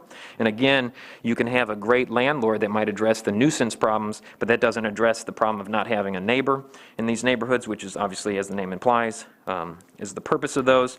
And then to that point regarding the taxes, since that was somewhat brought up in terms of generation, businesses exploit the neighborhoods built and cherished, what they've constructed in there in order to profit themselves. And so I've been trying to get a better grasp on the tax revenue that's been generated in Tippecanoe County from the transient guest houses and related accommodations, but it's taking longer than what I had anticipated.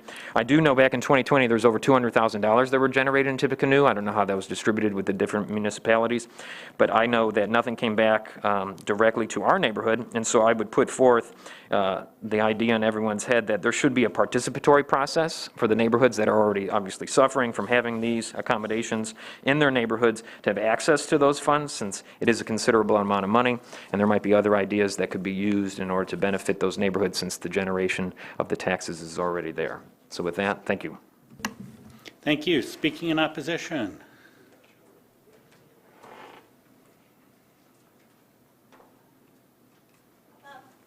Come on up.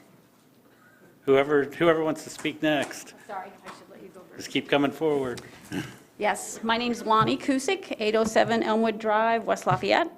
I'm a 25-year resident at that location. We're only a 15-minute walk from Mackey Arena and Ross-Ade Stadium. I bought the R1 home 25 years ago.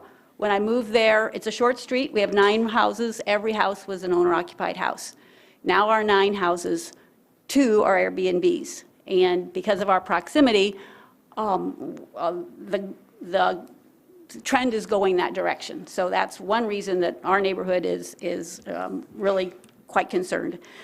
Over the years, our neighborhood has included families, students, singles, retirees. I've enjoyed a true neighborhood. We've had, cookouts together. We have people raking each other's leaves. We have impromptu gatherings where we get a fire pit and bring your own something to share.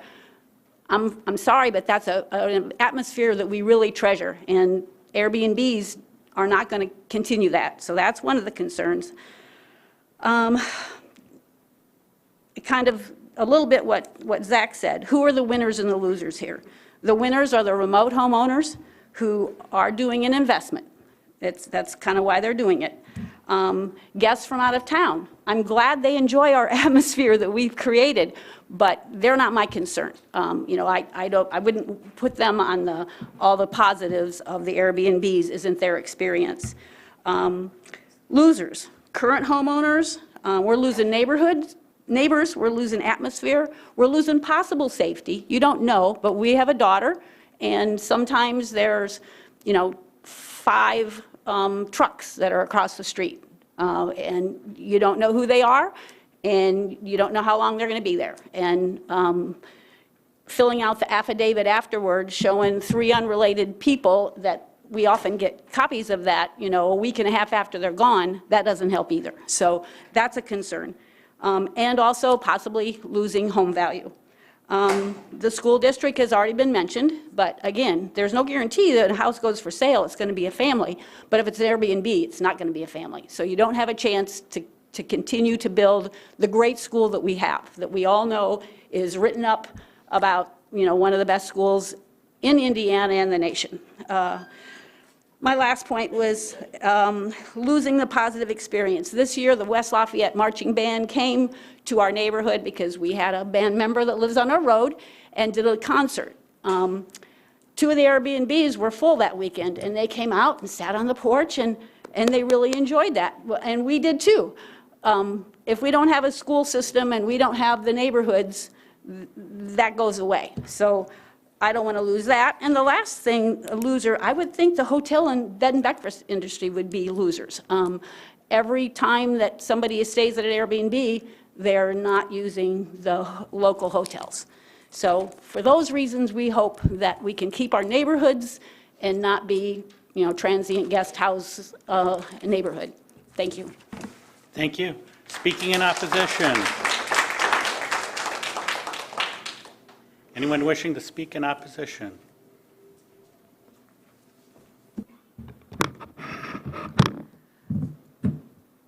Hi, thank you.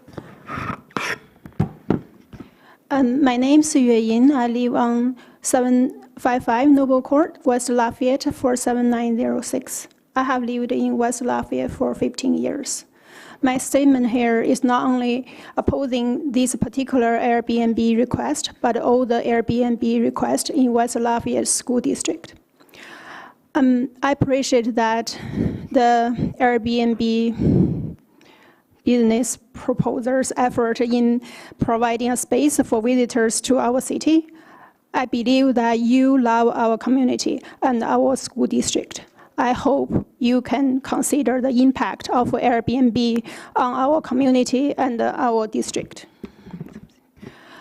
First, from neighborhood perspective, the lack of permanent residence will lead to a decrease in community engagement, stability, and cohesiveness. Imagine if we host a block barbecue party, would we invite the Airbnb guests next door? If we have an emergency and need a hand, will we knock on the Airbnb door? There's a Chinese saying, a near neighbor is better than a distant relative. When the house next to ours is the Airbnb business, we essentially lose our near neighbor. To the next door neighbor who just supported this case, welcome to our district and congrats on your new home. It's very kind of you to support your neighbor's Airbnb business. However, I wonder whether you will be even happier if another family buy the house and move in with young kids who can play with yours, raking leaves together and jumping in the piles. My kids do that with our neighbors. They are super happy. Second, from the district perspective, it will worsen the housing shortage in the West Lafayette School District. As many people are aware, housing supplies in the West Lafayette School District are very limited, which drives the price up greatly. West Lafayette School District received the third lowest funding per student from the state. The number of students is critical for us to maintain and support our teachers and educational programs. The number of students, we lost over 40 students in enrollment last year. Apparently, Airbnb guests will not bring more children to our schools. Meanwhile, it will further reduce the house supply in our district. With more housing being converted to Airbnb, we will likely lose more students and funding. In addition, I totally agree with what Sherry said earlier. There will be a domino effect. If one Airbnb case is approved in the residential areas in West Lafayette School District, more may follow. And new applicants will ask why their requests are not approved if others have been. Once Airbnb starts in our residential area without intervention, it will further deteriorate the neighborhood and the district. Finally, from the investor's perspective, I would say it probably will make more sense to Airbnb business owners to invest elsewhere and outside the West Lafayette School District.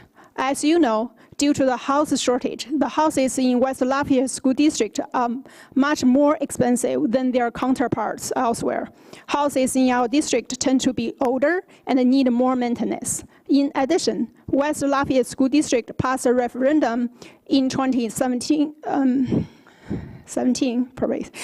it's very likely to pass it again this year. That means if your house taxable assessment value is $300,000, you will have to pay more than $1,000 tax per year, which make your investment less profitable.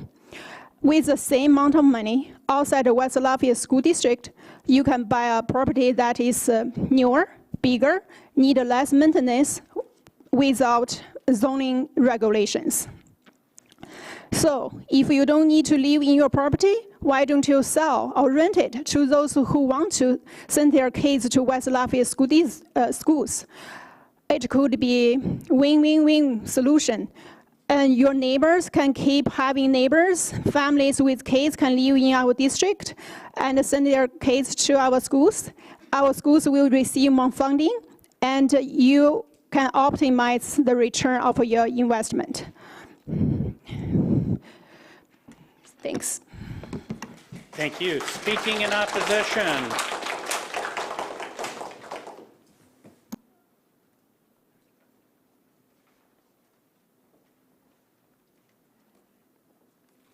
I assume we're on. Yep.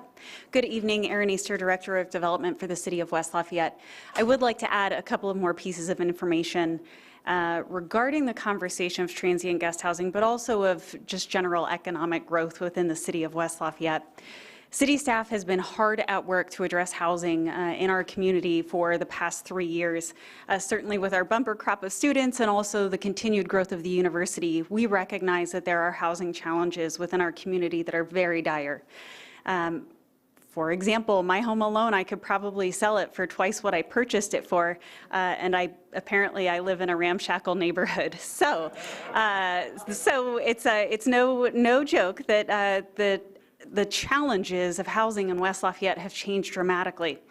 The city staff has been working hard to help counterbalance that. We have introduced 2,500 new beds, student housing beds, to our community to help address that student problem. In addition, there have either been approved or under development about 500 new keys through hotels within the City of West Lafayette boundaries. So this isn't just an issue that we have an excess of housing. The rental housing report put out by the Area Plan Commission annually has put that we are at 1% vacancy rate within our community. I would argue that while that is rental vacancy, it would probably translate pretty appropriately to the houses for sale within our community as well. So we do have a limited amount of space, and we take that very seriously. As many of you know, we cannot change the boundaries of the West Lafayette School District without some pretty substantial efforts.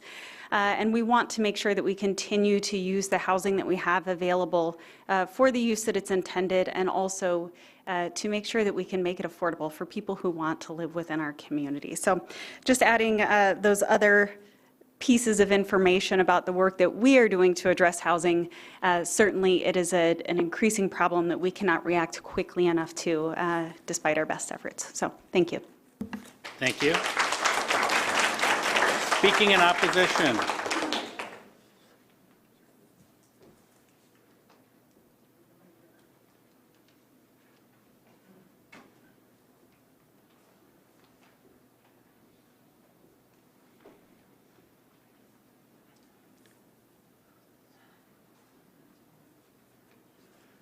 Cheryl Kirkpatrick, 801 Carrollton Boulevard, West Lafayette, Indiana, 47906. I don't know how many of you listen to the people who are candidates for the city council. Last night, they did a stream on WLFI. Every single one of them was asked about Airbnbs.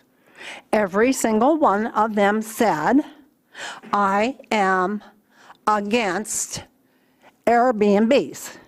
So I guess if you're in West Lafayette, you better not go and vote for them if that's what you want, because they're all against it, which is a grand idea. I'm definitely going to vote. Now, the idea of somebody saying, you are telling me what I cannot do with my property? Wait a second. Who made you buy that property? And if you don't like the rules, then why don't you sell it and go someplace else? I don't understand this. You buy a piece of property and then you think that you can change the rules or you can do whatever you want. It doesn't matter about anybody else. It's just you. Now, to address the situation with the good doctor. The problem is, of course, that you approved an Airbnb in July, but I wasn't aware of it, or I would have been here. I didn't know anything about it. I didn't know it was the second Airbnb that was a half a block from my residence. I didn't know that Barbie and Ken were buying this property. And I didn't know that Ken, of course, said, I'm making this up, but they could go for Barbie and Ken. Ken said, well, one of the reasons we're buying this is as a retirement home. And as the guy said, what's my property got to do with it? I'd say, Ken, are you serious? You live in a property that's at least $1.5 million with a fantastic degree, a fantastic view on a dead-end street on one of the best properties in the whole Hills and Dales, and you're going to move to Elmwood Drive into a little 3-bedroom home where you have to go upstairs to go to bed. Give me a break, please. Now, the question is, they're already there, and the good doctor would like to know, why can't he? And I answered it for him, and I'm going to tell you what I told him. Because she screwed you. If she hadn't gotten that property, he probably would get an approval on his. But when she did that and got that property, that woke up our whole neighborhood and said, what the hell is going on? I read first that they had already gotten it and said, are you kidding me? There are 2 Airbnbs half a block behind me. How did that happen? So I started digging and kept digging and even met Barbie on her own driveway, telling me that she has rights too. And if I don't like it, I can go to the Board of Zoning. And there are more people who are in favor on their side of Airbnbs than you think there are. And I thought, boy, this is one wild chick. I don't know how I'm going to get her out of there. One, we want to stop Airbnbs, period. None, zero, zip. And then we have to work on getting Barbie to decide she doesn't want to have an Airbnb there anymore, and she can take her money and go buy some property someplace else. And I would say the Outer Banks would be a good start. Thank you. Speaking in opposition.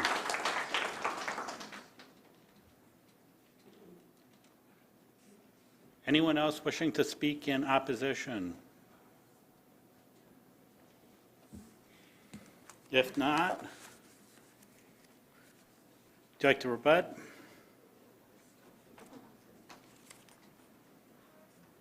I'll just make it real brief. I share all the same concerns as the people who came up here. Like I said, I grew up in this house. We've been there for 39 years, and I have a lot of great memories of playing football in that backyard with a lot of my friends. And in the 26 years that we've been renting it, we've always wanted to rent it to families that went to West Side. I mean, me and my 3 siblings all went through West Side and Purdue. But there's only been one family that had kids that go to West Side that ever rented that house in 26 years. Most people are young couples without kids. They're older couples that don't have kids, or they're students. Some of these homes in West Lafayette are just not set up for the modern family.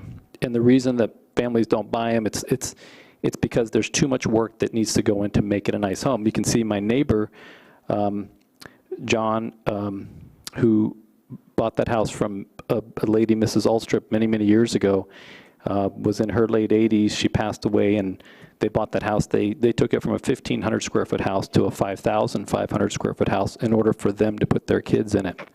And that's unfortunate that we have these old homes that families don't want to move into. It's not that there's anything wrong with the neighborhoods, but my particular block, unfortunately, has the oldest, smallest homes that need a lot of work, and so you're not going to get a family with 3 kids move in. You have to add on garages, bedrooms, bathrooms. I mean, you're $500,000 investment. People would rather move out into the county and buy a new home that's a lot bigger, a lot nicer, for a lot cheaper. So this was sort of a use case to me where my friends and family could use it. Other people coming into the community could use it. Most of the people that are coming in are not people coming to party for spring break in West Lafayette. They are people who have deep ties to the community. They usually lived here for a long time. Their parents are here. Their kids are here. They need a place to stay when they come. And although I can totally understand nobody wants any transient people around them, but where are they going to stay when they come into town? They can't stay in a hotel with their 4 kids and grandchildren. So let's keep it up here, please. in either audience. case, the main thing is that families that come here want to stay with their families. And yes, they could rent 4 different hotel rooms in 3 different hotels and to have a baby shower for their child like Dr. Ho. But that's not what they want to do. They want to enjoy their neighborhood that they grew up in. Thank you. Comments, questions from the board? If someone wants to recognize you, we'll let you speak. Questions, comments from the board?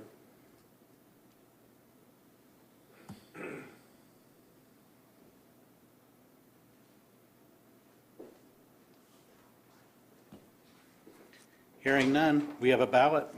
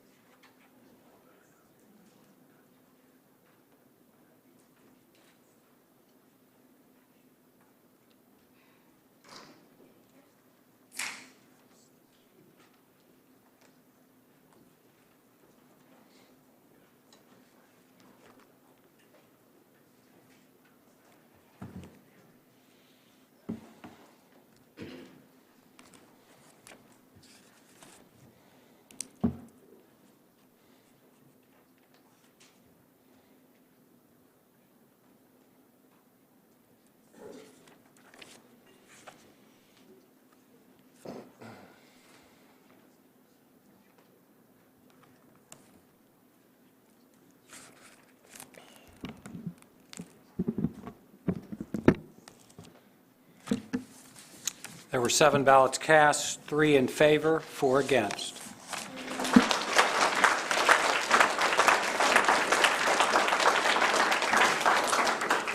Special exceptions denied, and we'll hear our next case, please. I move to hear and vote on BZA 2129, Cedric and Zandra DeHue. Petitioner and owners requesting a special exception to allow a transient guest house operating 24 hours per day, 7 days per week for a maximum of 6 guests in an R1 zone. The property is in University Farm subdivision, Lot 383, commonly known as 3315 Putman Street in West Lafayette, Wabash Township, 06 Southeast 23-4, with conditions and commitments. Second. We have a motion and a second, and we'll hear from staff. Ryan, please. All right. When the U Farms neighborhood, University Farms, we have, let's see. Please advance. It's not working. I thought you fixed it. There you go. Okay, now it's working. All right. Okay, technical problem resolved. We have a 3-bedroom, 2-bath house with an attached 2-car garage. There we go. Here's the simple site plan. Public utilities, of course, are available. The petition would allow up to 6 guests for fewer than 30 days in a row. In terms of the tests, this one, like the others, did meet all of the tests in staff's opinion. And so we are recommending conditional approval with the commitments. Again, the transient guest house permit must be obtained by West Lafayette.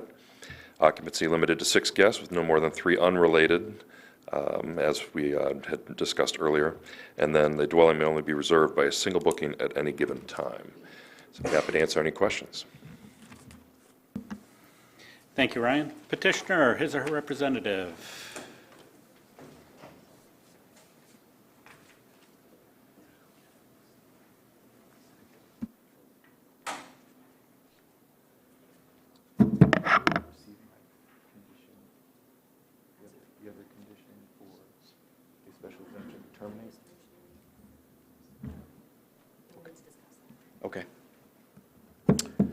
Thank you, Tippecanoe County Board of Zoning Appeals, for your time to hear my perspective.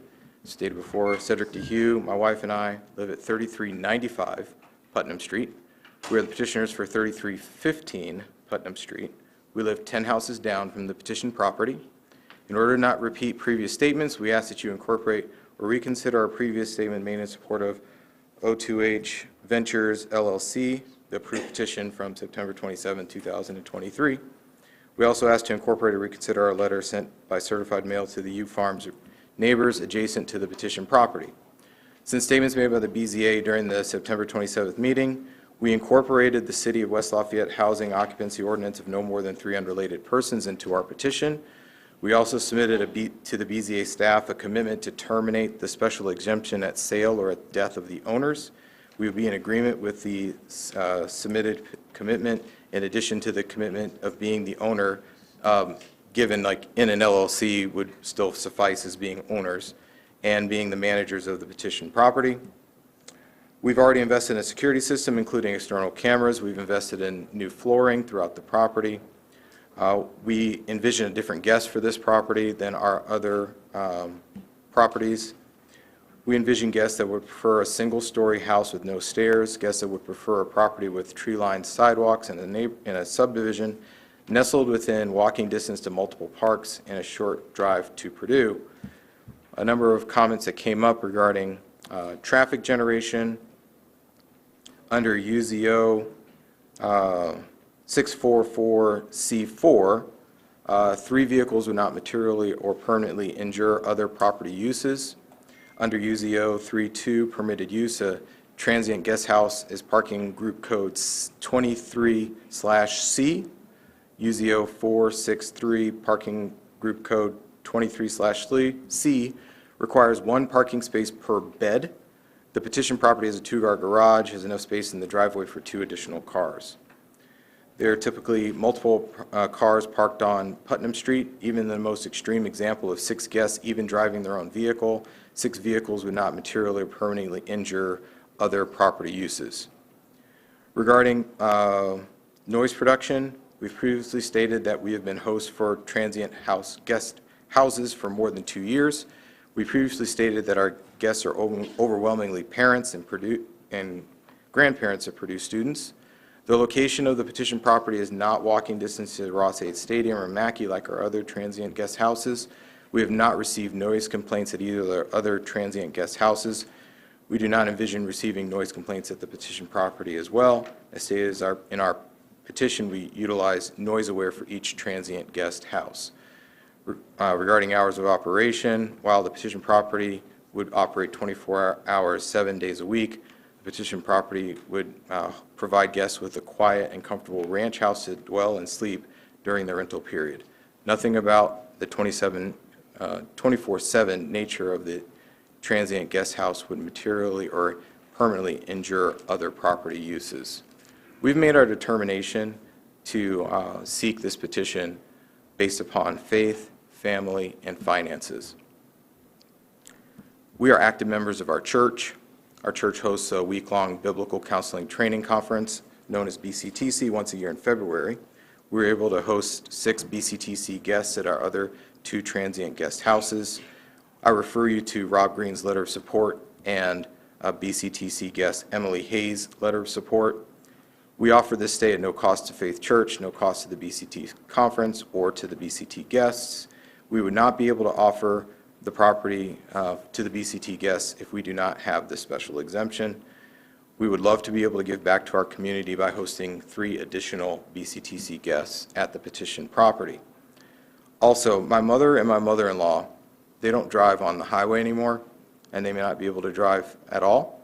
We don't really have the option of purchasing a property in a non-R1 area that is walking distance to our primary residence at 3395 Putnam Street. We've had multiple communication with several people in opposition to the petition.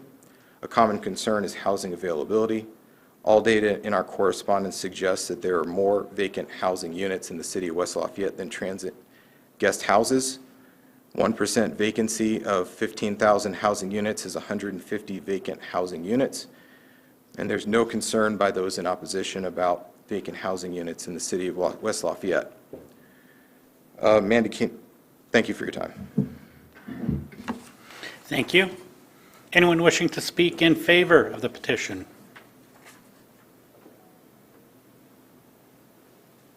In favor? Okay. Thank you. Imran Kazem, 750 Northridge Drive, West Lafayette, Indiana. I just wanted to sort of say, Cedric, I had some conversations with him early on about sort of what he does to take care of these properties, and he's very meticulous. I don't think that people have to worry about maintenance or noise issues. He's really on top of things. But also, just wanted to reiterate that I know people don't want short-term rentals, but I do think that the city needs them still.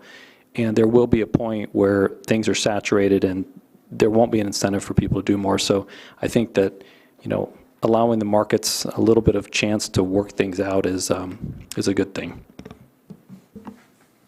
Thank you. Speaking in favor of the petition.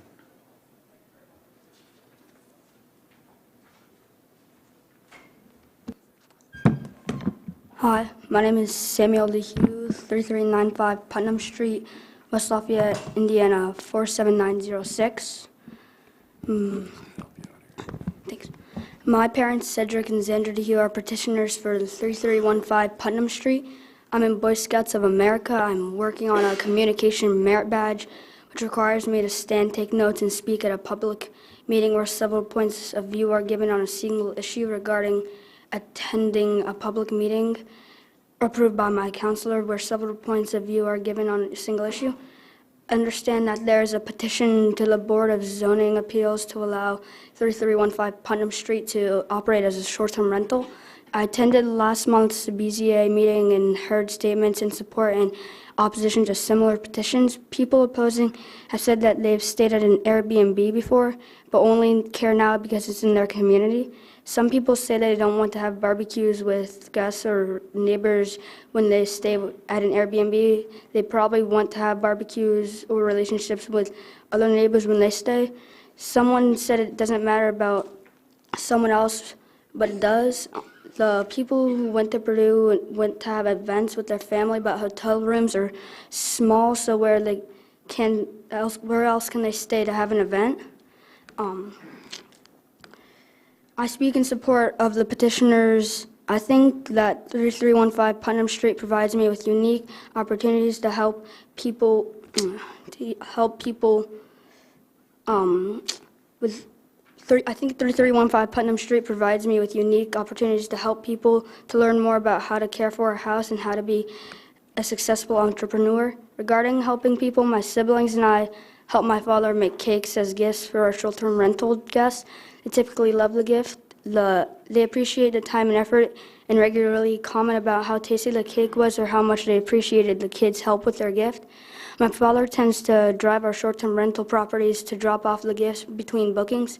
I see how I can be more actively involved with making and especially delivering these gifts to short-term rental guests at 3315 Putnam Street.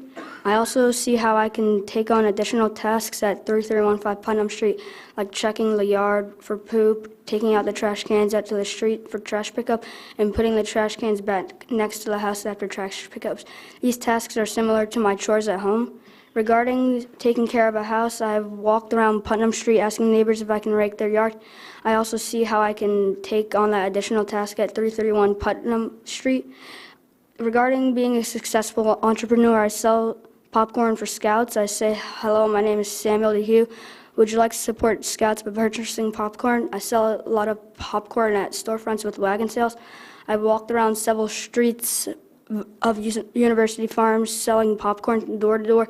I've sold popcorn before and after Purdue home football games at my parents' other short-term rental properties. Selling after the game is better even if Purdue loses the game. The short-term rental guests have purchased popcorn. Some mentioned that they were in Scouts, including at least one Eagle Scout.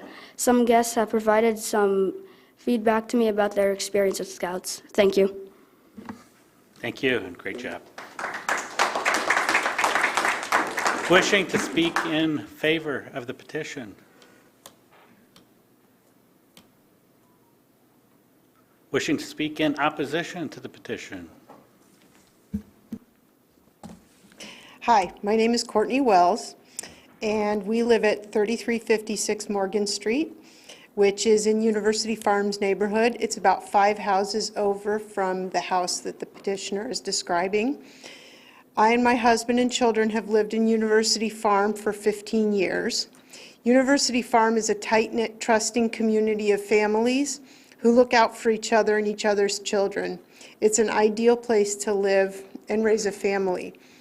Airbnbs are profit margin rentals, no more, no less. We've seen this model in our community before, and in fact, we continue to struggle with this model in our community. I would draw your attention to the neighborhoods directly surrounding Purdue campus. For instance, New Chauncey neighborhood has fought hard to bring itself back to a once vibrant neighborhood that through transformation into student rentals was over time downgraded into aspects of a student slum. That's what the model of profit margin rental property has to promise our neighborhoods. One result, however, of Airbnbs on neighborhoods, ironically, is increased housing costs. Home prices artificially driven up because of the profit of business rental rates. However, on the other hand, rentals result in neighborhood deterioration. Landlords focus on the profit margin and have reduced interest and investment in a property for which they have no personal or neighborly sense of responsibility or identity. Even as property values are artificially inflated, consider this.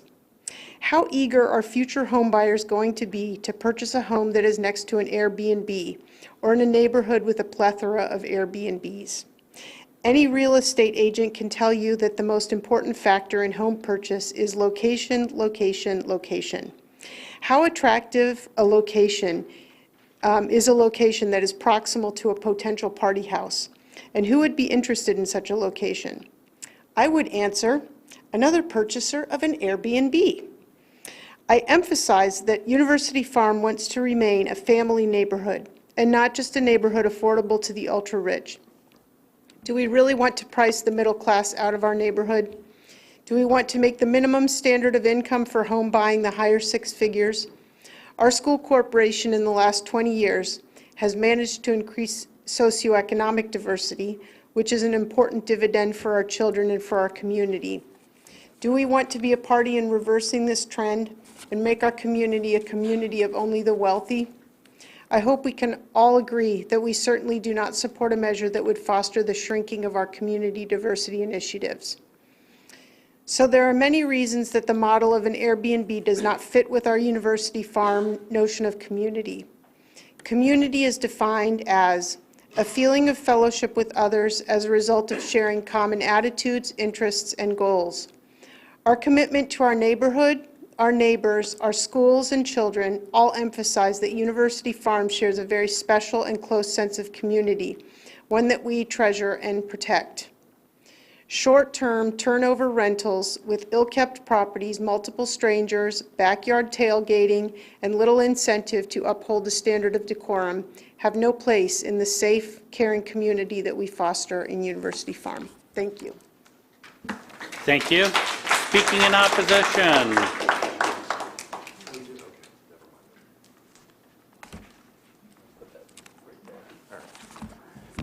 Hi, good evening. I'm Jake Ricker Gilbert. I live at 3318 Putnam Street, directly across the street from the Airbnb in question that Cedric and Zandra DeHue have requested an exemption for. Thank you all for your time. I really appreciate the work you do. As a direct neighbor to this property right across the street, I would ask you to vote against this special exemption. It's wrong for our neighborhood. It's wrong for West Lafayette for a number of reasons. I'll just highlight 5 really quickly. We've known the DeHues for a long time. Our kids play together. The decision to make this an Airbnb, try to make this an Airbnb, has caused a lot of stress in the neighborhood. It would be the first full-time Airbnb that was purchased for the purpose of making a transient guest house in West Lafayette. The Amendment 88, in looking at the situation which governed transient guest house, states that the ABZA must find that it would not be a nuisance to the neighborhood in order to grant a special exemption. The idea of putting this guest house in the heart of U Farms, an R1 neighborhood, would be the first of its kind the guest house would be located 500 yards from the elementary school, where many, many children walk, play, have fun in the parks and in the sidewalk and frankly in the street, is a stress. There are significant concerns about safety of children, family, and elderly people who live on the street. Other people I know will talk about that as well. As an immediate neighbor, I'm specifically concerned about all the issues like parties, noise, cars, and transient people coming in and out of the house at all hours of the night. The petitioner may say that he can control those issues because he lives down the street or with technology, but the truth is he can't when somebody comes in at 12 at night or is having a party. How is that going to be stopped? The second reason that this should be stopped is that when we've tried to raise awareness on Facebook, on social media, in the neighborhood, the petitioners argued with everyone and been quite aggressive in some situations, arguing back. Other people can talk about that. Third, there's been this argument that the petitioners made online and with other people that it's private property and that if we don't want it, it's NIMBYism, not in our backyard, something like that. What we're doing, trying to keep affordable housing in the community, is the opposite of NIMBYism. We're trying to keep the neighborhood nice for long-term rentals and single-family houses, single-family owner-occupiers. The renters in this neighborhood aren't students. The long-term rentals tend to be people who stay here and ultimately buy in the neighborhood. So this is a completely different thing that we've not had before and we don't want. Fourth, the issue of all these vacant housing, the estimate that's been thrown around of 15,000 empty houses is wildly inaccurate. I mean, we all know there's a housing crisis. Zach, Bale, and Aaron Easter raised that issue. I can cite the specific example of this house. It was a family with a child in there, 3 people. It was sold to the DeHues, who now are trying to turn it into an Airbnb. That's a specific observation data point of a house that was a family's being taken away, and not offered another opportunity to somebody with a family to live there. And finally, back to my first point about transient guest houses causing a nuisance and a problem for the community. Zach entered the petition that had the number keeps climbing, but it's almost 350 now. I looked just before, and it's 344 people have signed the petition. If you look at the map for for the petition of the people who've signed against Airbnb and University Farms, it's almost half the neighborhood. So there's strong, strong opposition. We don't want it. It doesn't matter if the owner, landlord, lives across the street, across the country, across the world. You drive around the neighborhood, you'll see many of these signs all over the place in opposition. I'd ask that you vote in line with the neighborhood and community and vote down this special exemption. Thank you. Thank you. Speaking in opposition. Speaking in opposition.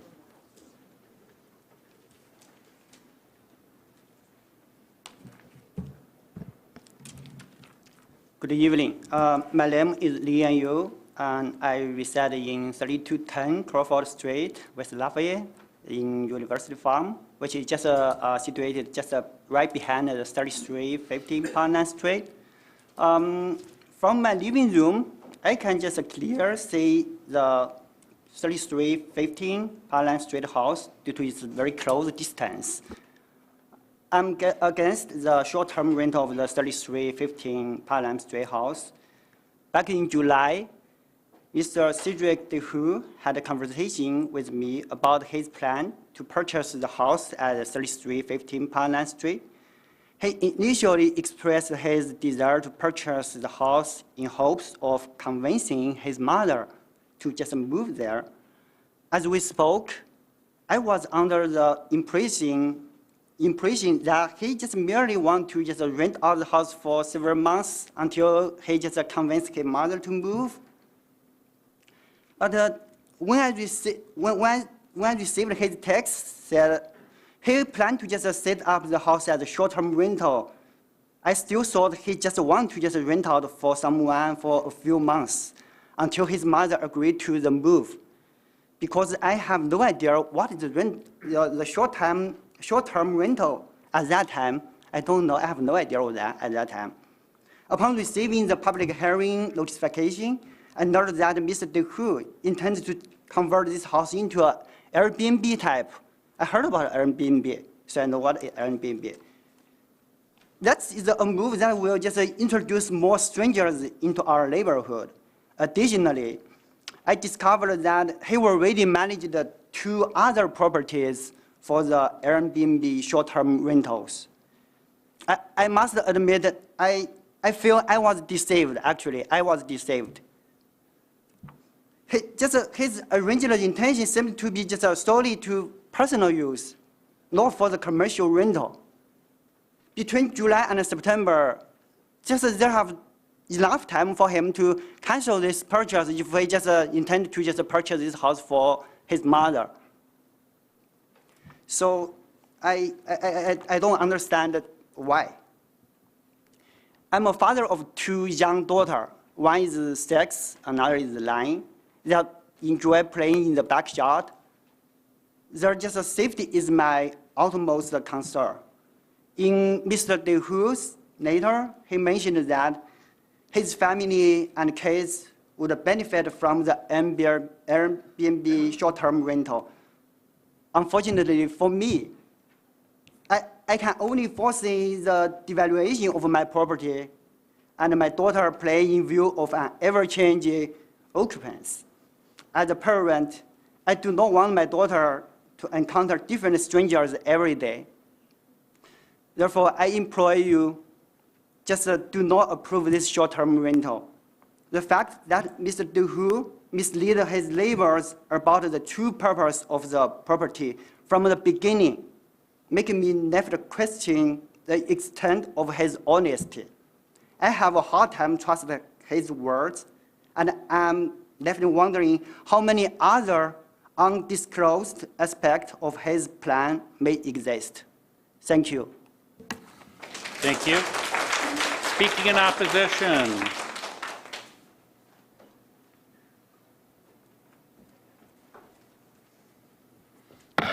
Do I need to repeat my name and address again?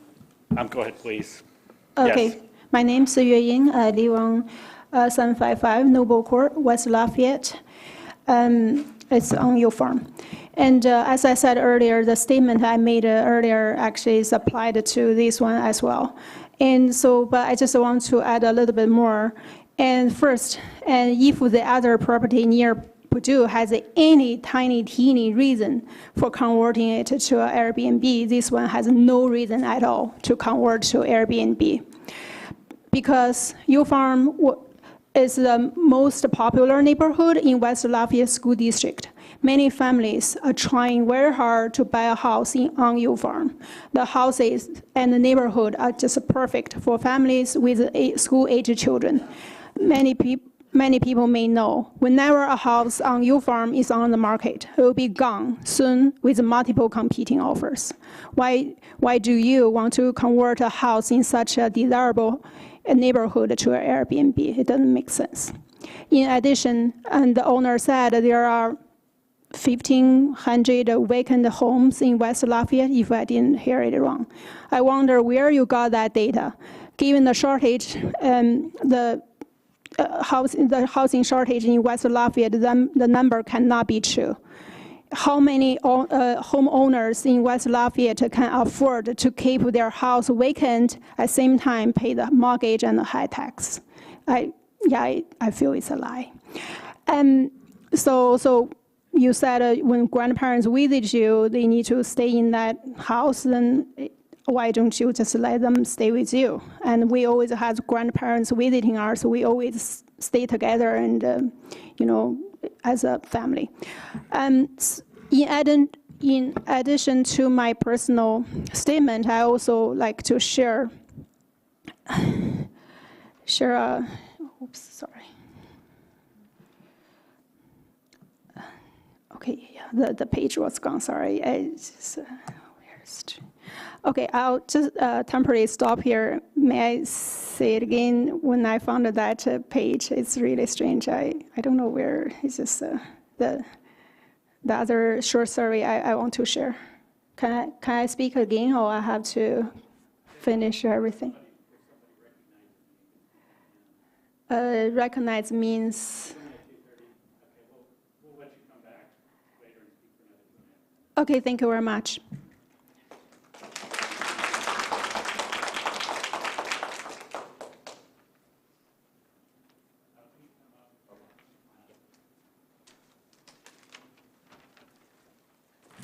Hi, good evening, board members. My name is Pei-Jun Lee. I live in 3218 Crawford Street, West Lafayette. I'm speaking to express my strong opposition to the application of an Airbnb or short-term guest house within our neighborhood. As a concerned resident of this community, I firmly believe that such a decision will have a negative impact on our neighborhood's character, safety, and long-term viability. Our neighborhood has been a peaceful, close-knit community, mainly comprised of permanent residents.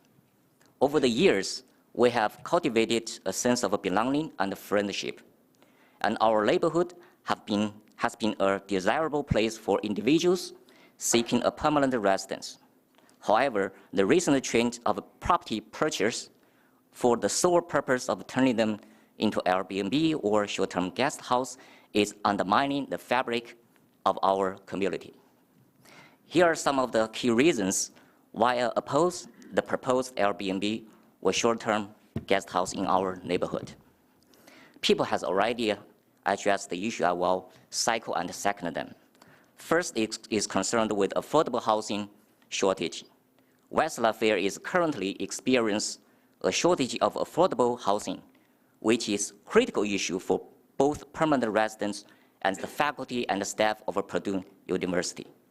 In particular, Purdue University's efforts to expand its faculty necessitate the availability of affordable housing as a key factor in attracting and retaining individuals to join and remain at Purdue. Converting residential property into short-term accommodations will irritate the housing shortage problem, make it even more challenging for those who wish to live and work in our areas to find suitable housing. Second is concerned with loss of a community spirit. Our neighborhood thrives on its community spirit and close relationships among its residents. The introduction of transient guests may erode these bonds, leading to a less cohesive and harmonious neighborhood. Third is about safety and well-being of the school community. The property of 3315 Putnam Street is only 500 yards away from the Cumberland Elementary School. The presence of transient guests may increase traffic and strangers in immediate vicinity, potentially posing risks to children walking to and from school. The presence of short-term rentals near an elementary school may also influence the perception of the community, potentially making it less attractive to families with young children. So in light of these concerns, I kindly request the City Council carefully consider the potential consequence of approving this application and take into account of the broader interest of the community. Thank you very much for your attention. Thank you. Speaking in opposition.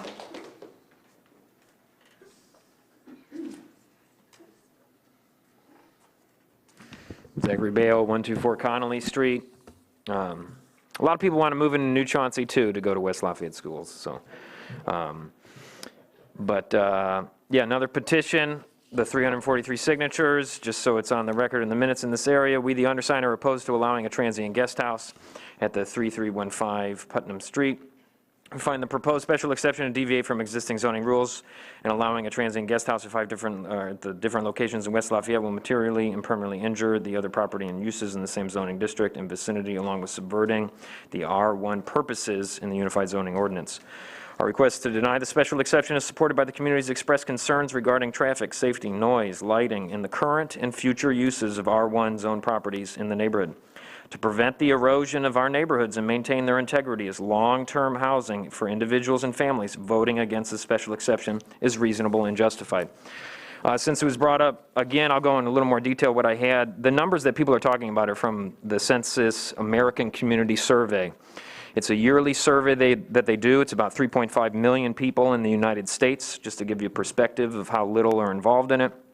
And then this information is from the 5-year estimate, where they take an aggregate of those individual year surveys to come up with the 5-year estimate. and they extrapolate the data out, we're talking about roughly 15,000 housing units. Again, those housing units can include anything. They define it as a house, an apartment, a mobile home, a group of rooms, or a single room that is occupied or if vacant, is intended for occupancy as separate living quarters. So again, if we're talking about 1% being 150, those could be 150 apartments. We are talking about West Lafayette.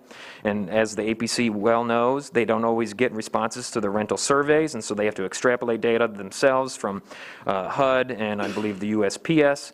And so all of those vacancies could be in apartments and not actually homes. And so that is something that we should make clear. Obviously, the intent of the neighborhoods is to build a home. It was referenced earlier by Jake in regards to the APC staff Amendment 88 back in 2017. They even said, quote, "The transient guest house appears to be the type of short-term rental that neighbors as well as city government object to most." As you can tell by everyone here today, they know that this is something that would be coming down the pike. Here we are 6 years later, and we're still saying that it is the one item that we object to the most because, as was brought up earlier with another petitioner, if you're just doing the transient room, you just have to go through the rental process. It is a by right use in West Lafayette. I'll say here, a lot of people bring up the good that they do. From what I've read, nothing precludes any individual from seeking a special exception from purchasing these homes and not charging rent for people to stay there. It seems to be the rent is the changer. If they want to open up the house for their church members to stay, they can. Their family, they can. Their friends, they can. Strangers, they can. They just can't charge them rent to do so. And if you can't afford to purchase a home without charging rent and making it a transient guest house so you can accommodate your friends and family, don't purchase one. The lack of capital to house your family, friends, or your church is not the neighborhood's problem, that's yours. And so it's not germane to the argument that we're having before us tonight. It was also brought up that you can be more responsive to a transient guest house than a long-term rental. Whatever did the landlords do before? What are they doing currently? As a former long-term renter in the area, we always work with our landlords or designated property management company to coordinate any repairs, replacements, renovations, and coordinating a time-required effort on each part, certainly, but it is a surmountable problem. It's done every day here in the greater Lafayette area. Nothing stops a landlord from giving the short-term treatment to their long-term renters. If you want to bake a cake, you can. I'm sure they'll appreciate it if they like sweets. If you want to take up the trash cans, go for it. They'll thank you next time they see you. If you want to paint a painting for them, if they like art, they'll love it. Go ahead and do all those things. Nothing is stopping you from doing it. It was also brought up that there's the risk of guests not following the guidelines, and it's assumed by the landlord, but it's actually the neighbors of the transient guest house that have to suffer if anything happens. And we're talking clearly about one platform here, Airbnb, but there are others, such as VRBO, and nothing in the UZO or the West Lafayette Rental Inspection Program defines what must be required when charging rent to a guest for a short-term rental in a transient guest house. There are no guarantees or mandates of background checks or their thoroughness if a person who rented the house is the one who shows up or any other safeguards. It may be stated that this occurs, but there's no accountability or transparency to the neighborhood and the neighbors that these actions have ever been taken or that they were done in some robust manner to assure safety. And then again, I'll bring up, there are obviously the benefits to the transient guest house are money for the landlord, a place for the guest, and taxes for the government. And so again, we didn't purchase the homes in these neighborhoods to have house motels deprive us of having a neighbor. And that's the best outcome that we can have from all these. With causing nuisances or headaches or property damage or running potential home buyers away from adjacent properties is the worst outcome. And as we heard, we're already in a housing crisis. Thank you.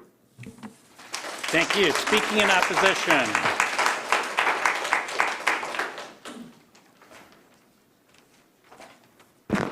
Hello, dear all. My name is Hua Chao Mao. I live in 3040 Benton Street. 4 years ago, I was hired by Purdue University, and my wife and my son moved to West Lafayette with me. So we rent an apartment for 2 years until we finally get our current house. So to me, getting a house near Purdue University is much more difficult than getting a job at Purdue University. So, because for every single house we searched, there are multiple competing applicants. So to defeat those applicants, I offered actually extra 5% house price to secure our current house. So I would say if we allow this limited house resource to be used as Airbnb, there will be fewer and fewer houses left for young families with kids who desperately want a home. Thank you. Thank you. Speaking in opposition. Sir, if you could come back up and sign the sign-in sheet. Hi, my name is Karthikeyan. I live in 3374 Putnam Street. My case is very unique. I did not move to this city, this University Farm neighborhood, because my employment demanded. Not because anything else, but because my wife and I were students at Purdue 15 years back, and we loved this city and this neighborhood because we had friends here. Because of our employment, we went around the country. We lived in California, New York, Chicago finally, before moving to West Lafayette, University Farm neighborhood. We got the opportunity to move here because we were allowed to work remotely. When we had the opportunity to live any part of the country, any corner of the country, we can do that. But we chose West Lafayette, we chose University Farm as our home because of the very nature of this neighborhood. We chose to raise our children here. In fact, my son is currently a freshman at Purdue. He said on the other day, if you ever chose to sell our house, please do it to me because I want to live here and raise my children here. So that is the kind of neighborhood we are talking about. Please don't let this neighborhood be destroyed. Thank you. Thank you. Speaking in opposition.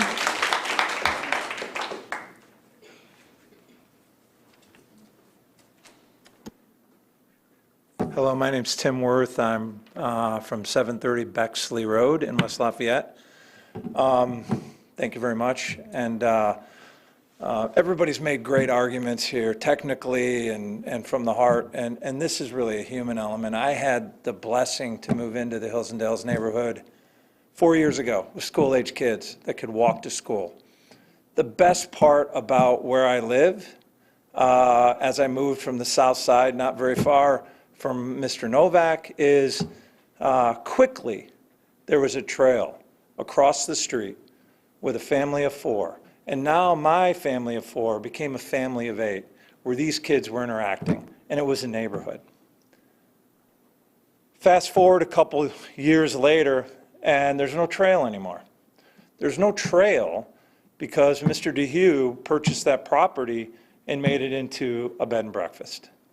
Or not a bed and breakfast, an Airbnb. A transient guest house, if you will.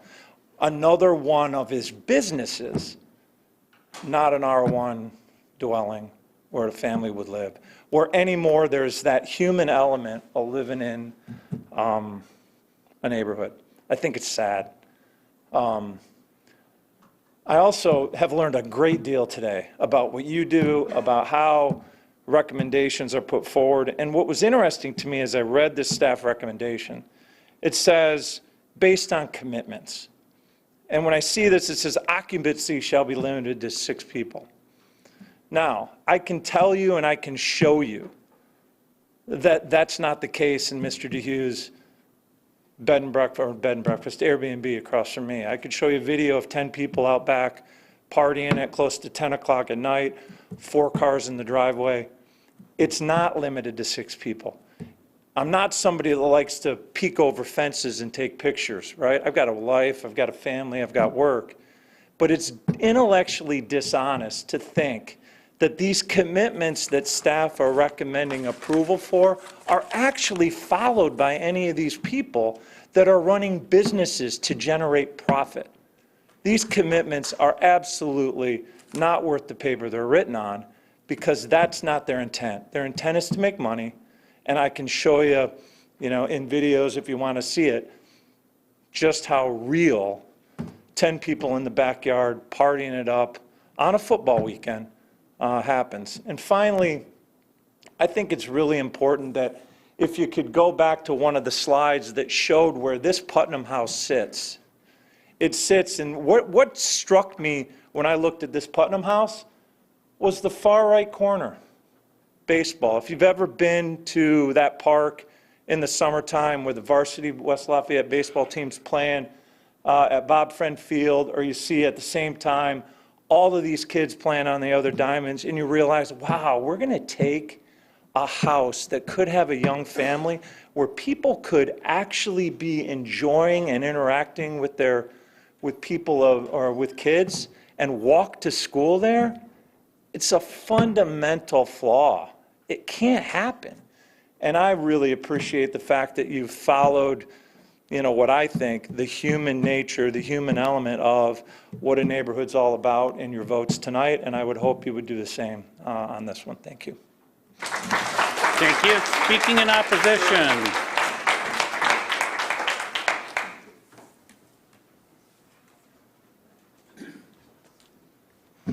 Good evening. I'm Kathy Parker, and I promise to be brief. My address is 3103 Sullivan Street in West Lafayette. I'm here tonight serving two roles, one as a resident of University Farms, and the other as the city councilor of District 5, where University Farms sits. And my neighbors have given you lots of reasons why they oppose this particular Airbnb special exception. But I'd just like to speak as one interested in finding solutions to problems. The problem with Airbnbs in the city of West Lafayette is that it erases available housing stock. Where do I go? We already have a housing shortage, and when you buy up a house and you turn it into a hotel, then it's preventing people from moving in and living there. West Lafayette not only lacks affordable housing, it lacks available housing, as you heard the people before me speak, that when they were hired on at Purdue, they were not able to find a place to live. That's a problem because our city is growing, Purdue is growing, and we need a place to put them.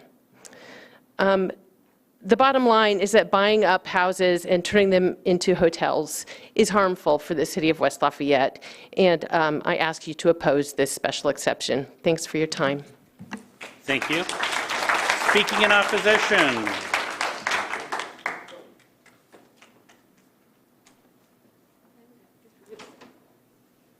Go ahead. Copies for everyone. Thank you.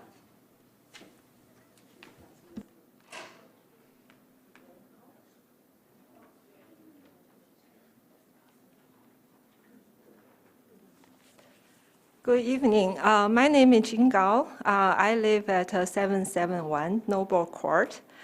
So today I want to speak for the position of this petition from the perspectives of the three roles that I have. So first, my husband and I, we own a house and we occupy the house with our daughter in U Farm.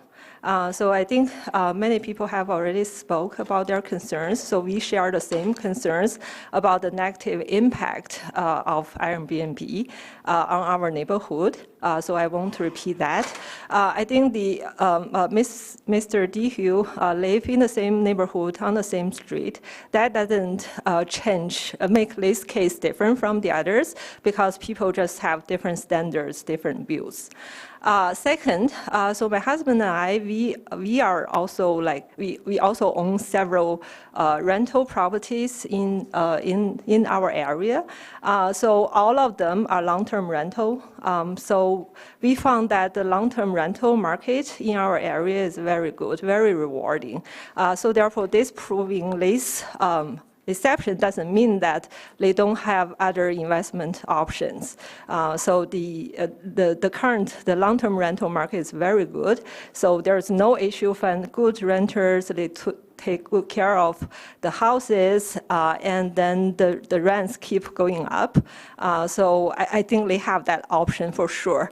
And also, we also discussed about parents live in one of our rental houses later. But I think for that, even if they make that decision, they need time to prepare for moving in. I don't think once they make that decision, they need to move in the next month. So in that sense, I don't think it differs between long-term rental and short-term rental. And third, so I pass out the papers. So actually, that's kind of related to my work experience. So I'm a faculty in Purdue University. So my research area is data mining. So which is to discover statistical patterns from data to assist people in different domains with make informed decisions. So actually so I'm currently leading a project. It's a multi-institutional project which tries to study the relationship between these firearm-related crimes and neighborhood characteristics.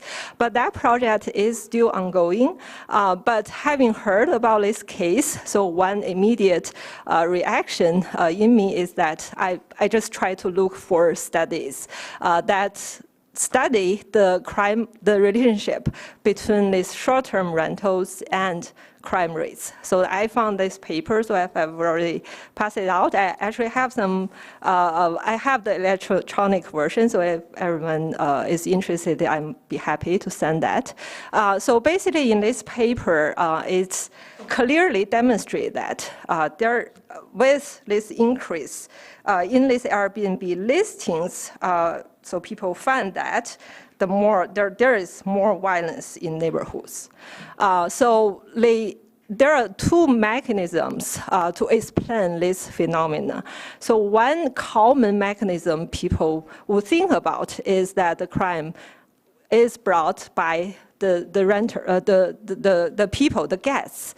But this paper actually demonstrates another one. That is, so the reason why there is this positive relationship is that basically the existence of transit housing, the Airbnbs, kind of enrolled these social dynamics in a close-knit neighborhood we used to have. So because there is like if we only have residents in the neighborhood, so people will watch for each other's house. So there is this close ties between people in the neighborhood. So therefore, typically in such kind of neighborhoods, we see that the crime rate drops. But if we have transit housing strangers, they don't have this intention to build this strong tie with the community, with the neighborhood, then we will see this crime rates increase.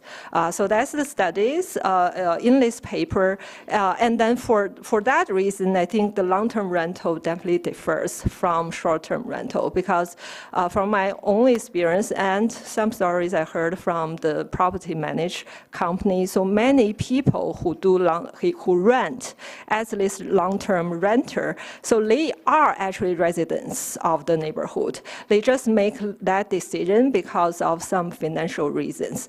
So the same actually happens to the renters who rent our investment properties. So they have been renting for several years. They are very interested in living in the community. Yeah, so it's different. So long-term rental, short-term rental is very different. Okay, thank you. Thank you. Speaking in opposition.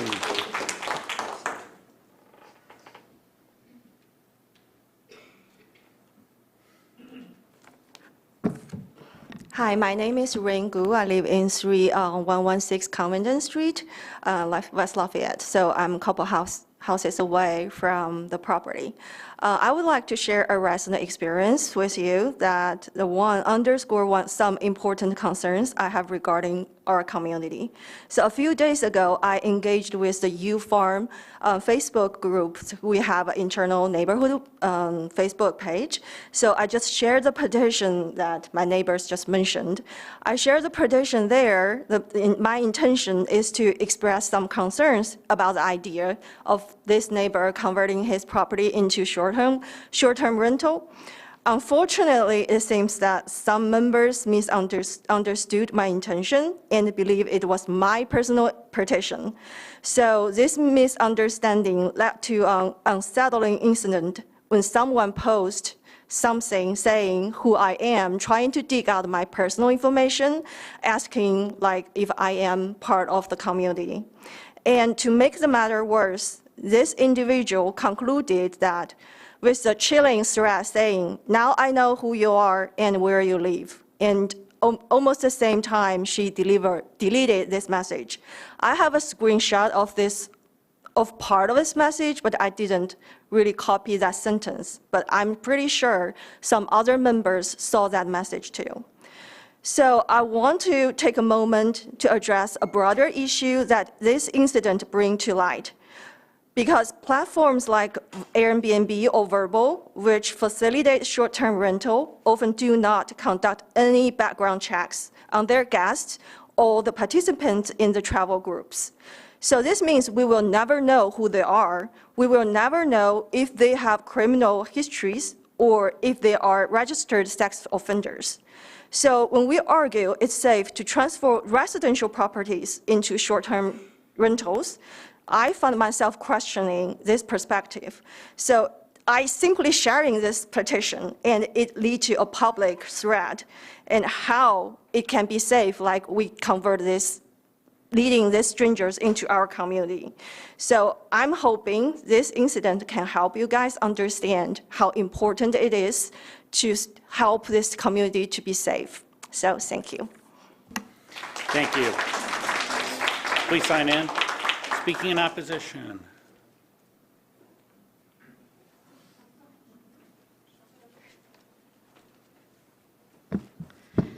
Did we want to take a quick break? Yeah, can you hold on a minute and we're going to take a quick break. We've got a 5-minute recess. Good call. Yeah, I saw Rabita. I thought about it.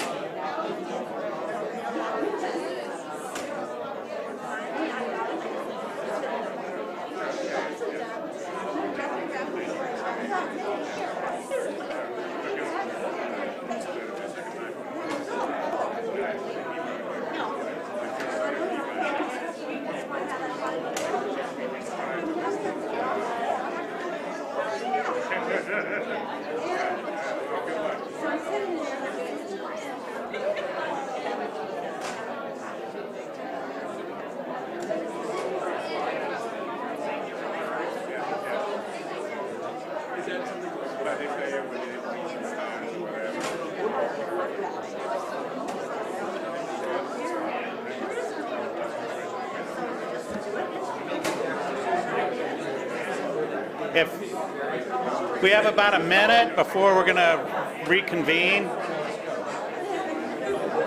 if people can start to take their seats. You're making towards the impact. I don't think so either. Michelle's not back yet, so as soon as Michelle walks in the door, I'll.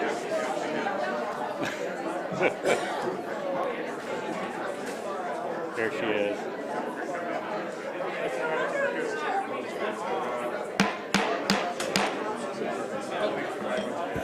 If we can have everybody take their seats, please.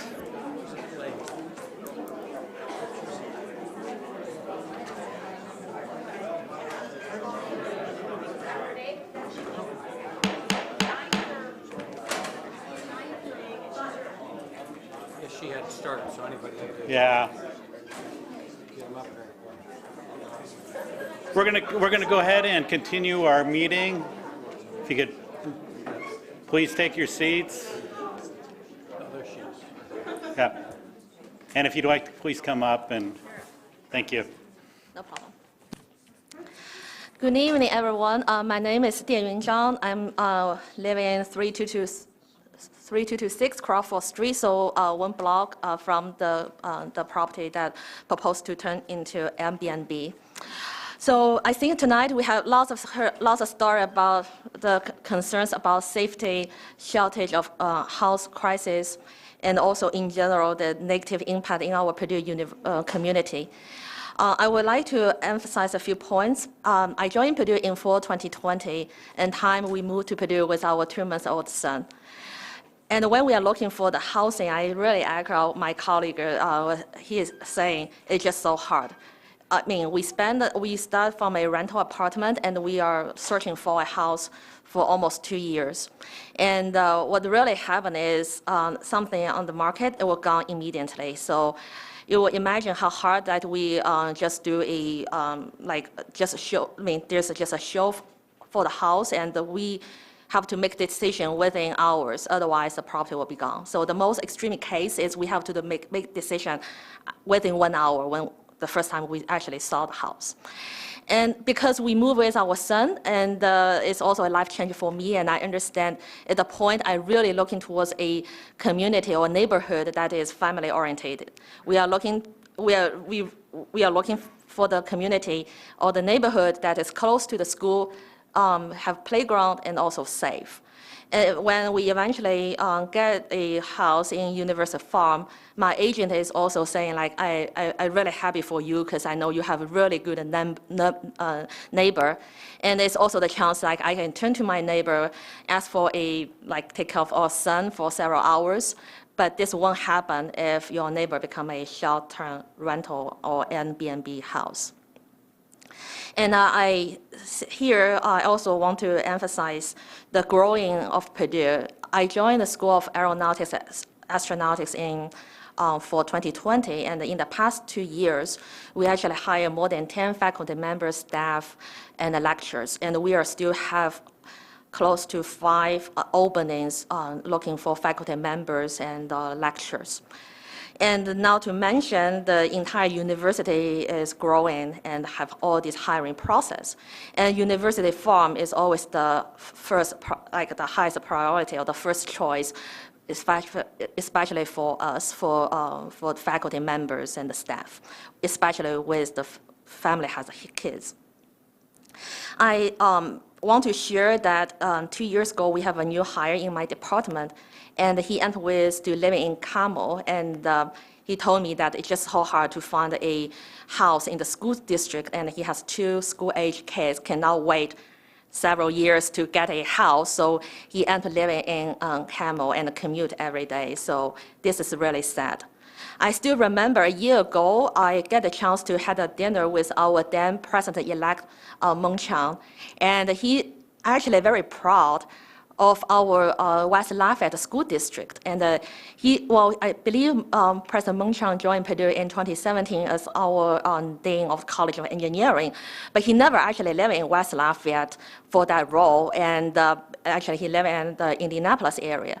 So last year, he told us that he is so proud and so happy that he eventually moved to the West Lafayette, and just so proud of our national top school districts, and he sent all his 3 kids to West Lafayette school districts. And he said this is our selling point of Purdue. That's how we will attract young talents to Purdue University. We know our location is not good compared to other Big Ten universities or Ivy League, but yes, we have very, very good school district. So at the time, I didn't have the courage to tell him, like, well, yes, the school district is wonderful, but it's just so hard to get a house in this school district. And I mean, you may now know the Dream Hire, the Dream Hire event that we have at the Purdue, trying to attract top researchers and the faculty members to Purdue, and also our growing, in general, the population in Purdue University. But the housing crisis is really hard. We don't want to host an interview for our candidate, show around the neighborhood, and then say, well, it's just so hard to get a house in this area. I think it's not a good story. I think today, in the end of the day, I have 2 things I want to say. First, I think we gather today, hear all this story. We are not to try to set a bar or standard to how to have a hotel in the R1 zone. And also, we should all happy today because the discussion of the Airbnb is a business, which means there's a shortage of hotel. But I hope you all remember who bring all the traffic and who bring all the guests. It's Purdue because of our increased enrollment, our big hiring effort, that eventually to have everything happen, and we have more business to do in this great area. And how many minutes I left? You're past time. Okay, sure. I still remember 3 years ago, we moved from Connecticut to West Lafayette. I saw the sign of the home, West Lafayette as a home of Purdue University. And I hope you will take our neighbors, our residents as highest priority. Thank you. Thank you. Please sign in. Speaking in opposition, please. Hello, my name is Kim Stein. I live at 3435 Putnam Street, so I'm at the opposite end of the block from the residents in question. Thank you for the opportunity. I wholeheartedly agree with all of my neighbors, and I'm not going to reiterate all those points tonight. I just want to make my biggest concern with this, in addition to everything else, is just safety for our kids. You know, one of the things we love about University Farms is we can give our kids some freedom to go bike the neighborhood and play with friends. And my 9-year-old daughter loves that she can ride her bike to school now, because, you know, 3rd grade they get to do that. And I send her by that house every day. I can send her on a different route, but I shouldn't have to. I shouldn't have to explain that to her. And I know they have security cameras, and that's great. I'm glad that they do. But security cameras are going to tell us something after the fact. They're not going to prevent something bad from happening. And the likelihood of something happening is probably pretty small. I get that. But it's not a chance we really want to take. And it could happen with a permanent resident. I get that too. But again, I feel more comfortable, and from talking to all of my neighbors that have asked me to speak on their behalf tonight, they feel more comfortable with a permanent resident versus transient with the safety of our kids. Thank you. Thank you. Speaking in opposition.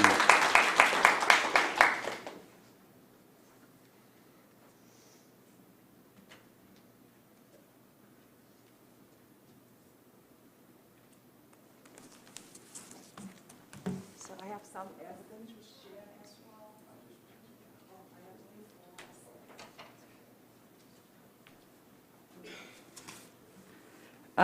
Good evening. My name is Christy Chan. I live on 504 LaGrange Street. I have been living in University Farm for 11 years. The reason I'm here is I want to express my worry, my concern ever since I know about this potential Airbnb in our neighborhood. So I cry many times by just imagine about it. Because you look at the first picture, my home is on the main street, across the street from the park is Hamilton Street and LaGrange Street. So my kids, they walk to West Lafayette Elementary School all the time.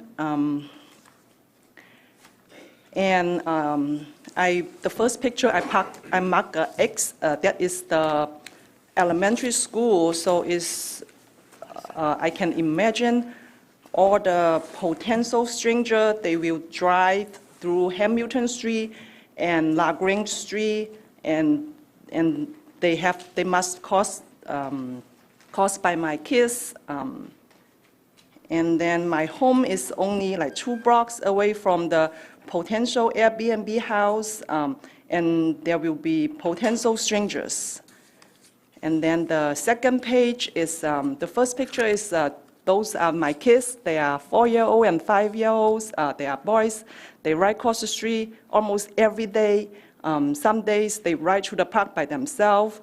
If there's an Airbnb 2 blocks down the street, I cannot let my boys ride to the park by themselves. I cannot let them play in the park by themselves because I worry about the strangers in my neighborhood. And then it deeply impact my life, and I believe it deeply impact my neighbor's life as well. If you look at the second picture, on page 2, there's a boy right there. He's playing there by himself alone. He's about 6 years old. There's no adult with him. So this is our neighborhood. We always play like that. Kids, they are everywhere. We see that all the time. And I kind of almost know him because we see him all the time. And then the third page is, you can see all the kids, they ride on their own on LaGrange Street, and even across the street, Hamilton. That is my house. I did not stay there a whole day to capture those pictures. No, I was talking to my neighbor in front of my house, and then I just take a picture. It's just kind of coincident. And imagine there are so many kids, they riding the bikes on the main street where the potential Airbnb stranger will be on those streets.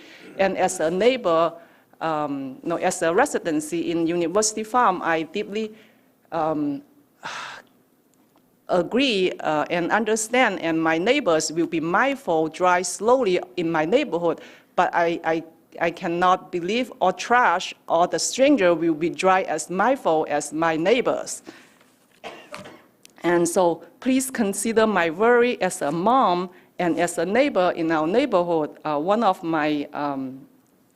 the residency living in the neighborhood, we care about our kids' safety. And I have enjoyed seeing kids around, walking to school. I want to continue to enjoy our neighborhood's special atmosphere. I'm here to ask for your support and help to prevent this Airbnb into our beautiful, unique neighborhood. And please do not pass 3315 Putnam Street to be an Airbnb. And there are a couple points I also want to point out to the previous owner and Putnam's owner.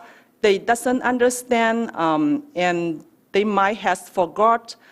They had worry about their kids when they were little. So their kids must grow up a little more. But my kids, they are only 4-year-old and 5-year-old. They just drive their bike to the park. I literally ask them to look around. I trust them look around, but sometimes they might not as careful. So and there are more. And there's another point is there are so many Airbnb in Lafayette.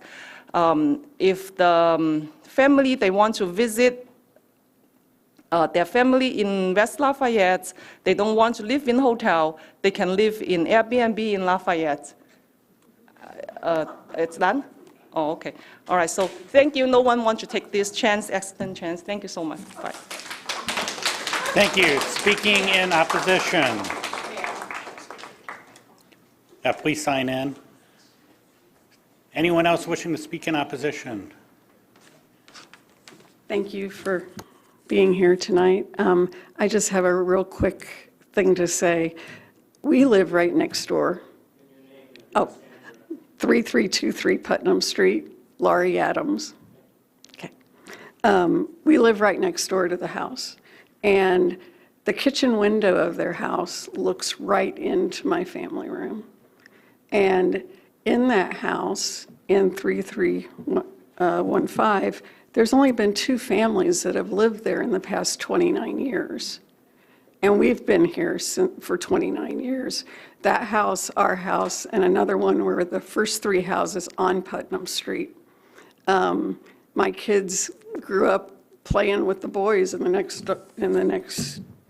yard. Safety is a real concern, as you've heard. In your farms, we frequently leave our garage doors up, and our houses are unlocked. You know, you could get into our houses. We frequently have screen doors in the summer, and they're open, and we don't worry about things. But with this will make me worry a lot. Plus, I won't know, I have lost the opportunity of meeting a new neighbor and developing a new connection with someone. That's all. Thank you. Speaking in opposition. Anyone else wishing to speak in opposition? If you want to complete yours, yep. You have 2.5 minutes. Okay. Yue Yin, 755 Noble Court, West Lafayette. First of all, I want to make a correction to what I said earlier. The proposer said that there are 1,500 vacant homes in West Lafayette. I want to apologize to you for the word I used. I misspoke the statement as a lie. From Zach's follow-up speech, I learned that the data actually from a census, but as Zach clarified, the survey was misleading and inaccurate. The data are not about the single-family houses in West Lafayette, and the proposer was misinformed. But I apologize for the word I used. Sorry. In addition, what I want to add is a result from a survey several neighbors put together. We surveyed our friends in West Lafayette, and in several days, we got 22 responses. And as promised, I want to bring their voice here, as some of them cannot make this meeting tonight. And so among the 22 responses, so when they are asked if somebody plans to convert a house in your neighborhood into an Airbnb business, what will you do? And 21 of them said oppose this plan. One said, I don't care. But when they are asked if somebody plans to convert a house next to yours into an Airbnb business, what will you do? All of them said, I will oppose this plan. And in addition, when they are asked if you plan to make an offer to buy a house at the listed price and find that the house next door is an Airbnb, what will you most likely to do? 19 of them said, I would walk away. And 3 people said, I will negotiate the price. As for how much they will negotiate, and it has a big range from $10,000 to half of the price. And some people still say, I will just walk away. I won't even negotiate. So let me see. And they are asked about the reasons, and many of the reasons actually are presented here repeatedly. So I won't save everybody's time, so I won't repeat those reasons. Thanks. Thank you. Anyone else wishing to speak in opposition? Hearing none. Mr. Tahub, would you like to rebut?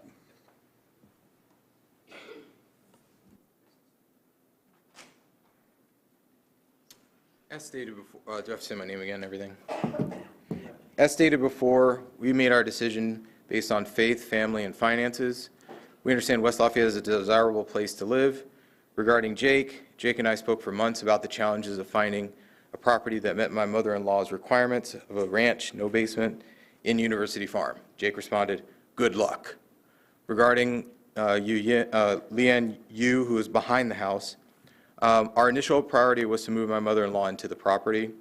We lost on another house that met her requirements before we purchased this one. I can show you the text correspondence where we made that really clear. We explicitly asked her to view the property prior to going under the contract, but the sellers had no reason to delay listing the property for our request. My mother-in-law viewed the property after we were under contract. She refused to move, so we moved on to Plan B. The Plan B still gives her the option of getting the special exemption, still gives her the option of reconsidering her decision over time by experiencing the property. Regarding you, Yin, we have a full house. Our grandmothers are old and are not really able to go up and down stairs. We get the same feedback from other short-term rental guests about first floor bedroom and first floor bathroom. Regarding Rangu, I know where you are and where you live. It answered the initial question that was asked in that post about whether Rangu lived in University Farm. We do know that, regarding Adams, who just spoke, I walk past her house every day when I walk my dog. This is the first time I'm engaging with her. So I don't know if there's really that much of an opportunity for us to state that the community is so tight-knit when we're just meeting each other for the first time. There are a lot of concerns that were raised. Primarily, it just seems from us that it's NIMBY. I don't think that NIMBY is a reason to reject the special exemption. There are a number of people who signed the petition who explicitly stated so, one stating, regardless of the date on housing, I don't like the idea of short-term rentals in new farms. Yes, NIMBY. Regarding safety concerns, I refer you to Tim Johnson's letter of support, which stated, we have worked with Cedric Dehue for the past year on their short-term rental properties to perform yard cleanup, poop, and trash disposal. We, as well as our son, are at the property twice a week, every week. We have never had a bad experience with the renters that have stayed in the houses. We have never seen any indication of rowdy activity on the outside of the houses in terms of litter, mess, or noise. That's in your letter of support. Dave provided a graph showing the approved transient guest houses. There are at least 10 of those approved guest houses that are within walking distance of West Lafayette Community Schools. A search on city projects showed that there are no crime results related to children related to those approved transient guest houses. Zachary Beal's statement that there's no guarantee that a long-term renter is going to be vetted as well. Regarding Tim Worth, who lives across from one of our other short-term rentals, I reached out to Tim as soon as I closed on the property and have remained in contact with him by text. Tim actually asked to book the property before. I can provide you with the quote. I asked him about the first few guests and didn't receive any negative feedback from him. This is the first time I'm hearing about guests throwing a party. Amanda Kinney made mention of a large number of houses available on Zillow. Zachary Bale's statement that I have a vacant house next to my own personal residence, 3395 Putnam Street. I would prefer to have a transient guest house over a vacant property. It's been vacant for over 4 years, since prior to COVID. We have a long-term rental in University Farm where the renters, the kid is grown and gone. It seems to me as if the concern of most of the people in opposition is NIMBY. We are acting based upon faith, family, and finances. We ask that this board not make a decision based upon fear. Thank you. Thank you. Questions, comments from the board? Can we ask a question? Now, this is the board's time. Oh, sorry. I thought you asked. You can have a question.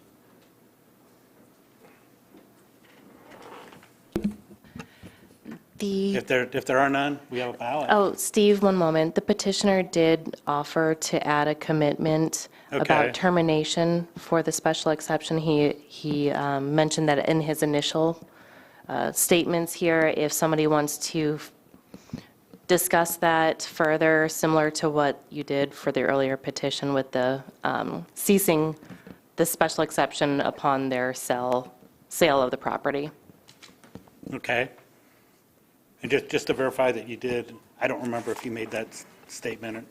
Yes, I made that statement as well as the willingness to terminate it based upon the sale. Well, Okay, thank you. I've got what I need. If there is anyone that would like to, Since he made the commitment, I'll go ahead and add that. And I came up with some new wording out of their thing. It says, a special exception approval ceases to be valid upon ownership change or if management changes. Second that. have a motion and a second. Any discussion on that motion? Hearing none, all in favor? Aye. Opposed? That motion carries. That's now a commitment on this special exception. Any other comments or questions? Hearing none, we've got a ballot.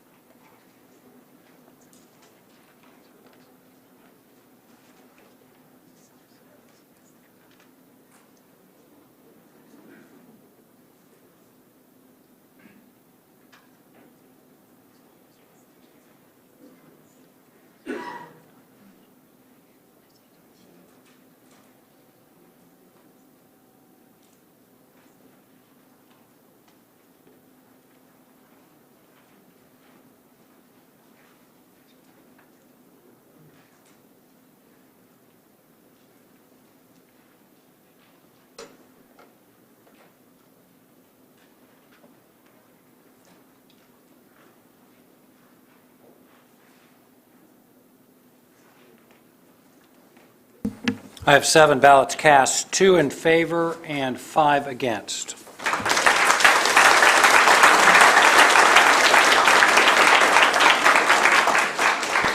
And we'll hear our last case, please. Hear our last case, please. Okay.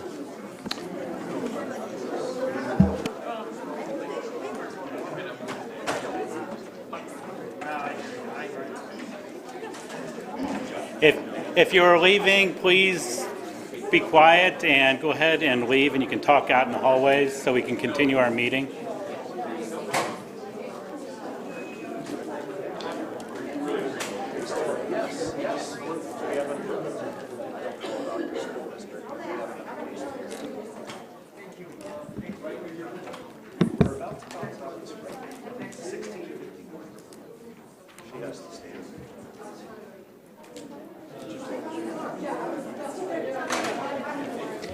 Can you please be quiet and move out into the hallway so we can continue our meeting? If you're talking, please move out into the hallway.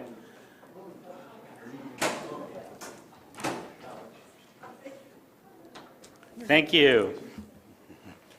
Let's go ahead. Okay, I move to hear and vote on BZA 2130, Nick and Melissa Hammond. Petitioner is owner and requesting a special exception to allow a transient guest house operating 24 hours per day, 7 days per week, for a maximum of 6 guests in an R1 zone. The property is located about a half-mile north of Happy Hollow intersection with North River Roads, lots 1 and 2 of the Hyde Park subdivision, specifically 1650 North River Road, Wabash Township, 17 Northwest 23-4, with condition and commitments. I second that. We have a motion and a second, and we'll hear from staff, please. Amanda? Thank you. Amanda Esposito, APC staff. This property is located just outside of West Lafayette city limits along North River Road. You can see that there's a lot of floodplain zoning. The Wabash River is just across the road. Most of this area is single-family residences. Just 2 parcels to the south, sorry, let me go back here, is the R3 for the Nob Hill Apartments. River Road is designated as a state scenic byway, and it's known as the Wabash River Scenic Byway. This house has a detached 2-car garage and driveway space for up to 6 additional cars. I have a couple of pictures here that show the very long driveway. They have a parking area in the back here. Outdoor area. There's the Wabash River across the street. This petition would allow up to 6 guests. We did not find it met all the tests, so we are recommending approval for this petition with the condition and commitments, and I am happy to answer any questions. Thank you. Thank you. Petitioner, his or her representative.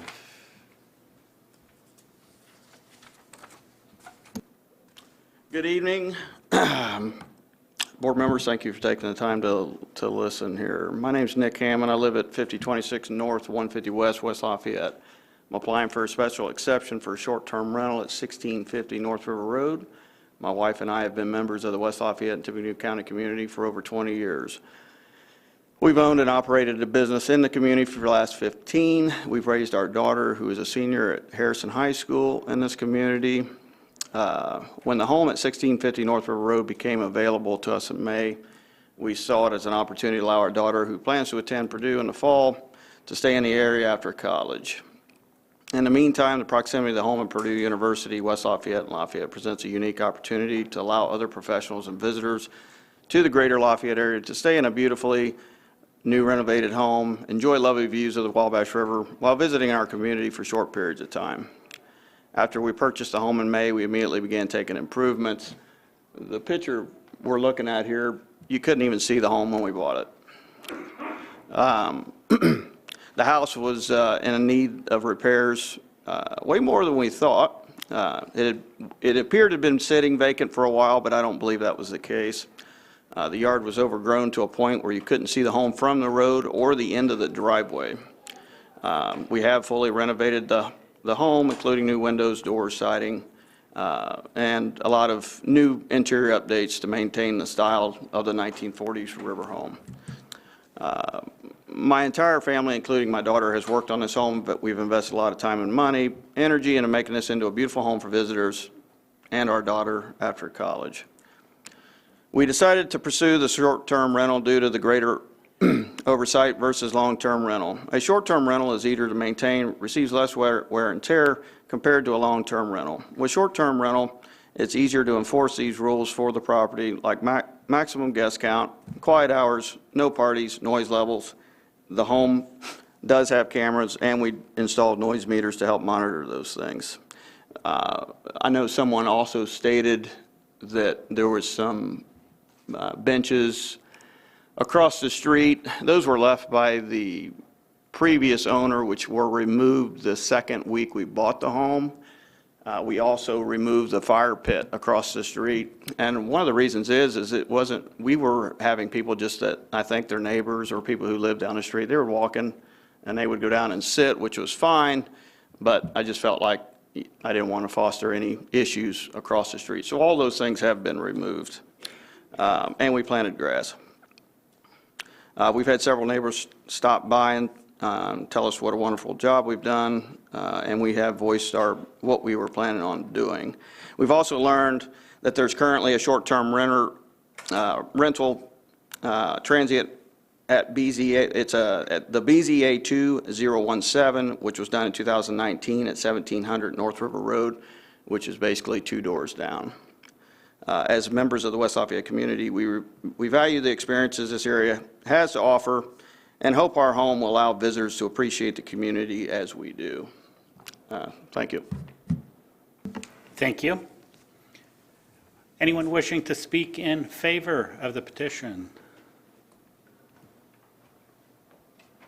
Anyone wishing to speak in opposition to the petition?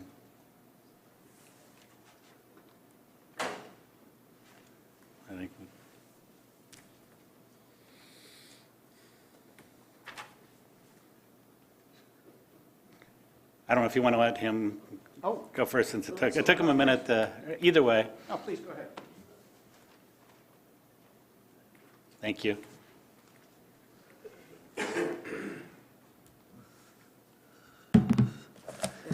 Okay, great. Thanks, Vicky. All right, you've all received, I hope, copies of this David, request. could you state your name and address My name, for us? yeah, okay. Thank you. To deny an exception for a transient guest house. Mr. Bridges, what's your address, sir? We just need your address for the record. I'm sorry, I didn't have my microphone on. I'm just about to. Excuse me. Yeah.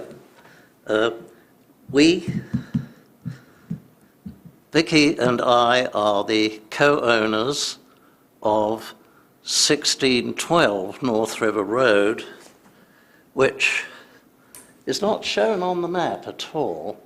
And I don't know why the adjoining subdivision Okay, hold it right there.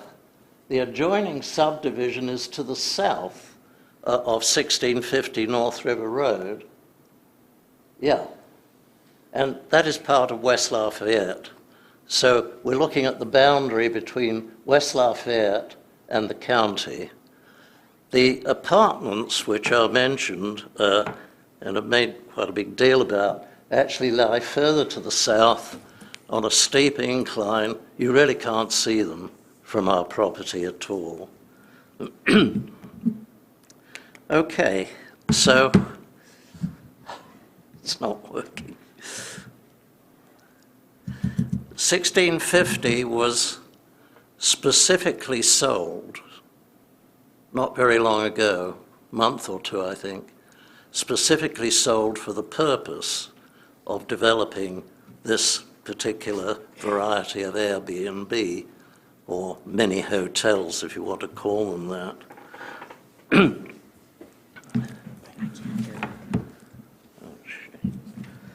Okay.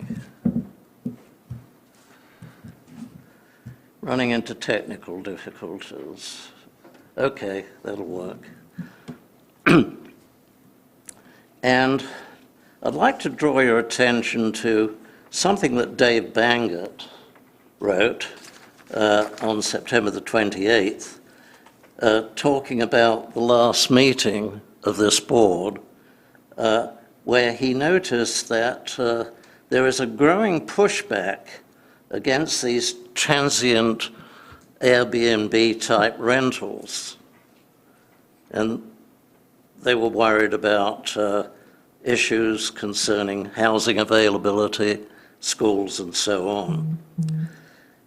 In fact, there were 7 requests for exceptions at the last meeting, and of those, 5 of the 7 were either put on hold or denied. I think this gives us hope that the Area Board of Zoning Appeals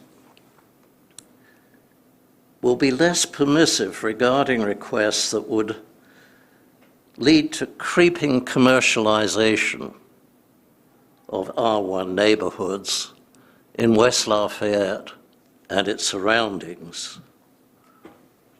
We've got some specific concerns. As was mentioned, this is a scenic byway. And in fact, with Stan Lambert, we were on the board that discussed that. Many homes, including our property on the west side of the road, actually possess outlots on the other side of the road right next to the river. And this was just referred to. The previous owner, in fact, had put some items on the outlot, a bench and so on. And this is a matter of concern for us because it could be used as a picnic or recreational area by the transient renters and their children. And not only can this be a potential noise problem, but will also create pedestrian traffic across the scenic byway. Property use in the summer is something that's of concern to us. Outdoor activities, parties by transient renters, their family, their friends, are likely to have a detrimental impact on the neighborhood. And one just doesn't want to start talking about football weekends. So I think a major concern is that there's a complete lack of oversight on site, on the house itself. It's not like a hotel, motel, or many genuine guest houses. There's nobody of authority living in residence. And so, irrespective of any commitments made by the petitioner, How will transgressions be prevented or enforced? And what background checks will they have on the guests? I doubt if there will be any. So I'd like to finish up by making a quick comment. We're 1 minute over, sir. Okay. We're 1 minute past. Give me 30 seconds. These rentals are a creeping blight on our neighborhoods where R1 zoning is being gradually nibbled away bit by bit. I hope you will deny this request for rezoning. Thank you. Thank you, and I apologize for running over, probably by about a minute and a half, I guess. So. I'll bring it over. Oh, yeah, okay. Thank you. Speaking in opposition. Good evening. Hopefully I'll be the last and least painful of all that you've been put through today. Kurt Brock, 1680 North River Road. And in mention of the other transient home that is just 2 houses north, yes, that would be me. I own the house next door, and a couple of years ago, this board granted permission to us to use it for that. The purpose wasn't in the classic Airbnb sense that I've heard so much of today, but rather we wanted to have the latitude to rent it for less than 30 days.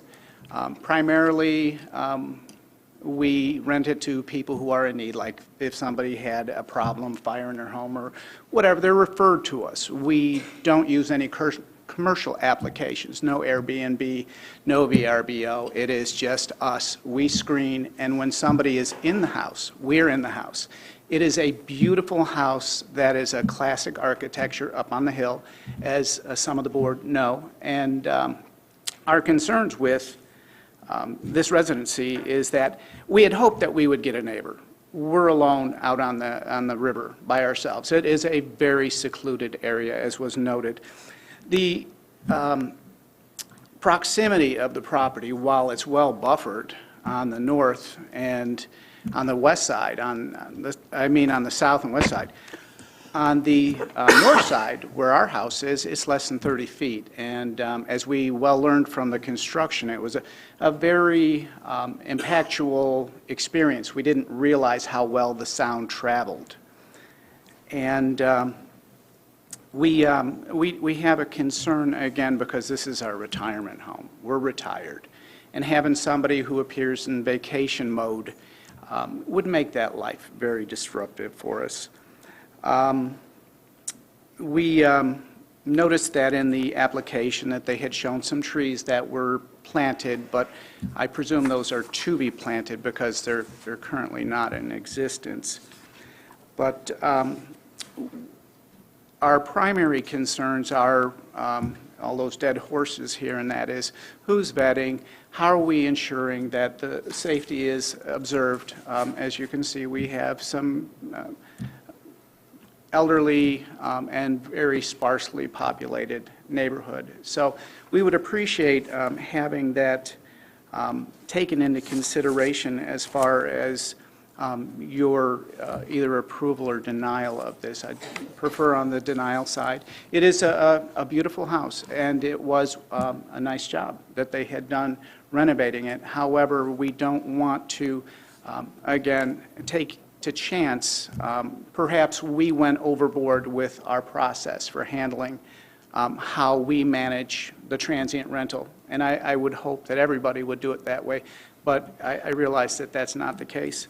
And in the event that the board chooses not to grant the denial, we would ask that you consider some considerations, some restrictions that would make it more amenable to us, so that we could at least ensure that we had a reasonable modicum of safety as far as, us and our neighbors are concerned. And if you'd like, I could explain those now, or if you grant approval, I can provide those. And I'd be happy to work with the Hammonds as far as that's concerned. It's just that I trust in your judgment and pray that you rule in our favor, and if you choose to do otherwise, then please allow us that opportunity to introduce some limitations that would, again, improve our situation, at least if it's granted. Thank you. Thank you. Anyone else wishing to speak in opposition? Someone left a photo. Hey, this yours? Oh, yeah. There you Beautiful, go. isn't it? Yeah, I like it. Zachary Bale, 124 Connolly Street. Final petition of the evening. The 343 signatures, just to get it on the record. We, the undersigned, are opposed to allowing transient guest house at the 1650 North River Road in West Lafayette. We find the proposed special exception to deviate from the existing zoning rules, and allowing a transient guest house at this location will materially and permanently injure the other property and uses in the same zoning district and vicinity, along with subverting the R1 purposes of the Unified Zoning Ordinance. Our request to deny the special exception is supported by the community's expressed concerns regarding safety, traffic, noise, lighting, and the current and future uses of R1 zone properties in the neighborhood. To prevent the erosion of these neighborhoods and to maintain their integrity as long-term housing for individuals and families, voting against this special exception is reasonable and justified. So really no different than any of the other ones. As we've heard, it's the same song and dance, I guess. So I would ask that you deny this particular one. Thank you very much. Thank you.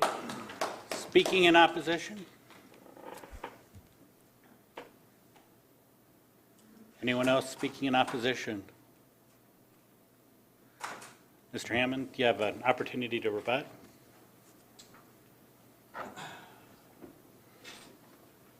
So, in rebut to our neighbors, Brock, who have a transient home themselves to the north of them, we would want to work with them. And in his comment, he made that we don't have the trees planted, but they're actually in place.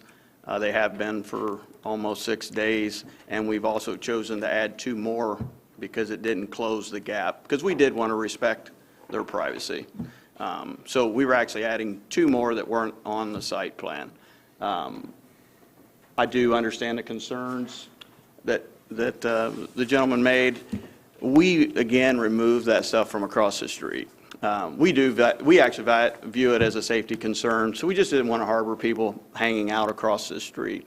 And we also made sure we made the rental to a point where, again, we got rid of all the fire pits. We didn't make it party-friendly. We're looking for people to come, corporate guys that are coming to Purdue, you're traveling Purdue people. We're looking for more of that professional, and the grandparents and the families who want to come see their kids and they don't want to stay in a hotel. And I think the River Road provides a beautiful aspect of our community, and it's still close enough to campus they can enjoy it. And this helps bridge it until my daughter Madison is able to purchase a home in college. So that's all I have. Thank you for your time. So. You never came and talked to us. Thank you. So, yeah, thank you. Comments, questions? I may have some questions for Mr. Hammond, please. And you kind of restated it, but just to clarify, this is kind of a short-term plan. Correct. Until something else happens. So you've heard us add conditions to some other ones where that, obviously, if it's not an Airbnb for more than a year, you lose your special exception. Correct. But we've also added where, if you change your plans and you sell it, the Airbnb would expire. Do you have Okay. any opposition to that? I actually don't. Nope. Okay. Thank you. Petitioner, you spoke about the land across the street. Is it your intention if this is approved and you do a short-term rental, is the land across the street available for their use, or is that going to remain off bounds or not part of the rental? We're going to put, something in there in regards to that. I don't know how, I can't prevent someone to walk across the street to go view the river. I can put that in our listing. My wife and I, with the amount, believe it or not, there's a lot of people walking down River Road. I think part of it's because it's been closed. So, because River Road's kind of a busy road. I mean, it's used a ton by semis, going into Wabash Landing. It's not right now because it's been closed. That's obviously going to change. So there's been a lot of people walking, and, I've seen kids down there looking over the river. It is a scenic view. You don't want to shut that off to the community, but from a liability standpoint, we're worried about safety, which is why we got rid of that stuff. And we even thought about putting a sign across the street, hey, no trespassing. Because there is quite a few people using that. And it's not renters, because we haven't been renting it. It's just a general public, so. Well, my thought was typically, if you rent something, you don't think of the thing across the street as part of, Correct. If they're not from this area. Yeah. And there might be some concerns about pedestrian traffic going across that road. Right. And that's why I was wondering if that would be part of the rental package, or are you just limiting it to? The rental package is limited to Lot 1 of the Hyde Park where the house is. Sorry if I long-winded your question. Thank you. So, yep. I might provide some clarifying information with that as well, because that part of the property is zoned floodplain. It had to be accepted out of this special exception. So technically, the special exception use is only for the R1 zoned portion of the property. Any other comments or questions? I will make that motion that a special exception approval ceases to be valid if the property is sold and not managed by the owner. How about change in ownership, Change in ownership. Okay. as opposed to sold? Okay. Yeah. I'm sorry. No, Yeah. that's all Special right. exception. I think a little more broad. Change in ownership or not managed by the owner. I second that motion. Thank you. Any discussion on that motion? All in favor? Aye. Opposed? That motion carries. That's a commitment. I do have or go ahead. No, go ahead. I do have a question for staff. Is that part of the West Lafayette school system or not? I know it's out of the No, it city is limits, not. but It's we're not outside of the gonna- West Lafayette School So District. it is TSC? Yes. Thank you. And for the petitioner, Mr. Hammond, how many years you plan to use it then as an Airbnb? Well, if you ask my daughter, she'd like to move in tomorrow.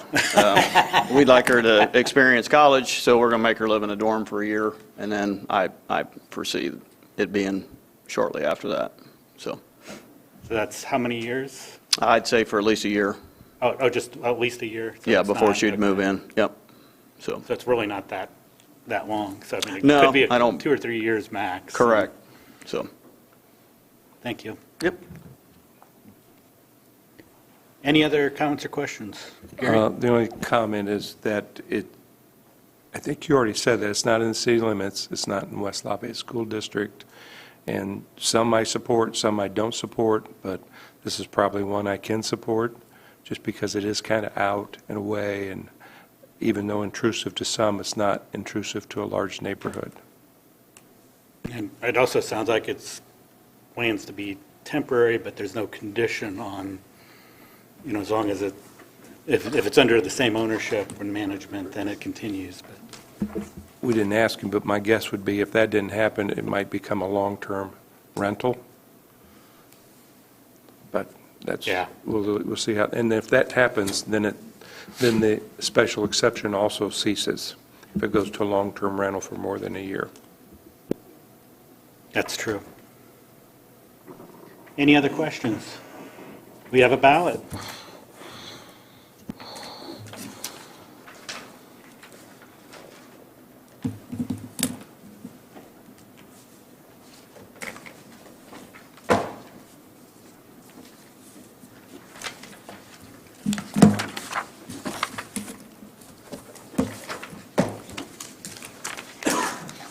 I need to sign it. Yeah, that'd be good.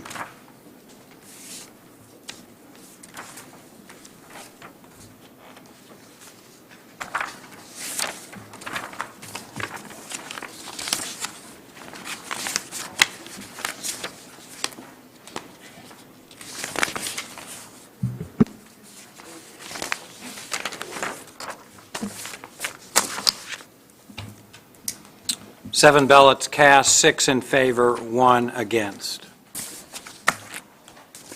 So that special exception is... Oh, thank you. That special exception is granted, and administrative matters. There are none. Okay. Just want to remind everybody that we will be meeting on December 6th at the Lafayette City Hall Council Chambers at 6 p.m. for the last meeting of the year. And unless any member has an objection, the chair will order the findings of each member casting a vote for the majority decision of the board to be the collective findings of the board in support of the decision of the board. Hearing none, it is so ordered. And I guess one last comment I'd like to make. I mentioned this at area plan, but if it's possible, when we get letters, if we can get addresses with the names, since we require people to give their names and addresses for the record at the podium, it'd be nice if we could get them for the emails as well. The bylaws, whenever they were revised earlier this year, we took out that language regarding letters. But we can definitely consider that. It'd be nice to know if somebody writes a letter in support or against, if they're in California or if they're here. And if there's nothing else, I'll take the last motion. I just had one other comment, and Okay. maybe the staff will already address that. There seemed to be some confusion about how long the sign has to be posted, and I'm not sure if that language could be added somehow that the petitioner will know if their case isn't resolved, they need to keep that sign up. Yes, we have already had that conversation this week. It will be added to the letters that are sent to petitioners following the meeting. Yeah, I figured you did. I thought I'd bring it up. Okay, Thank you. thank you. Thank you. I'll take the last motion. Move to adjourn? I oppose. Motion to adjourn is non-debatable. We're adjourned.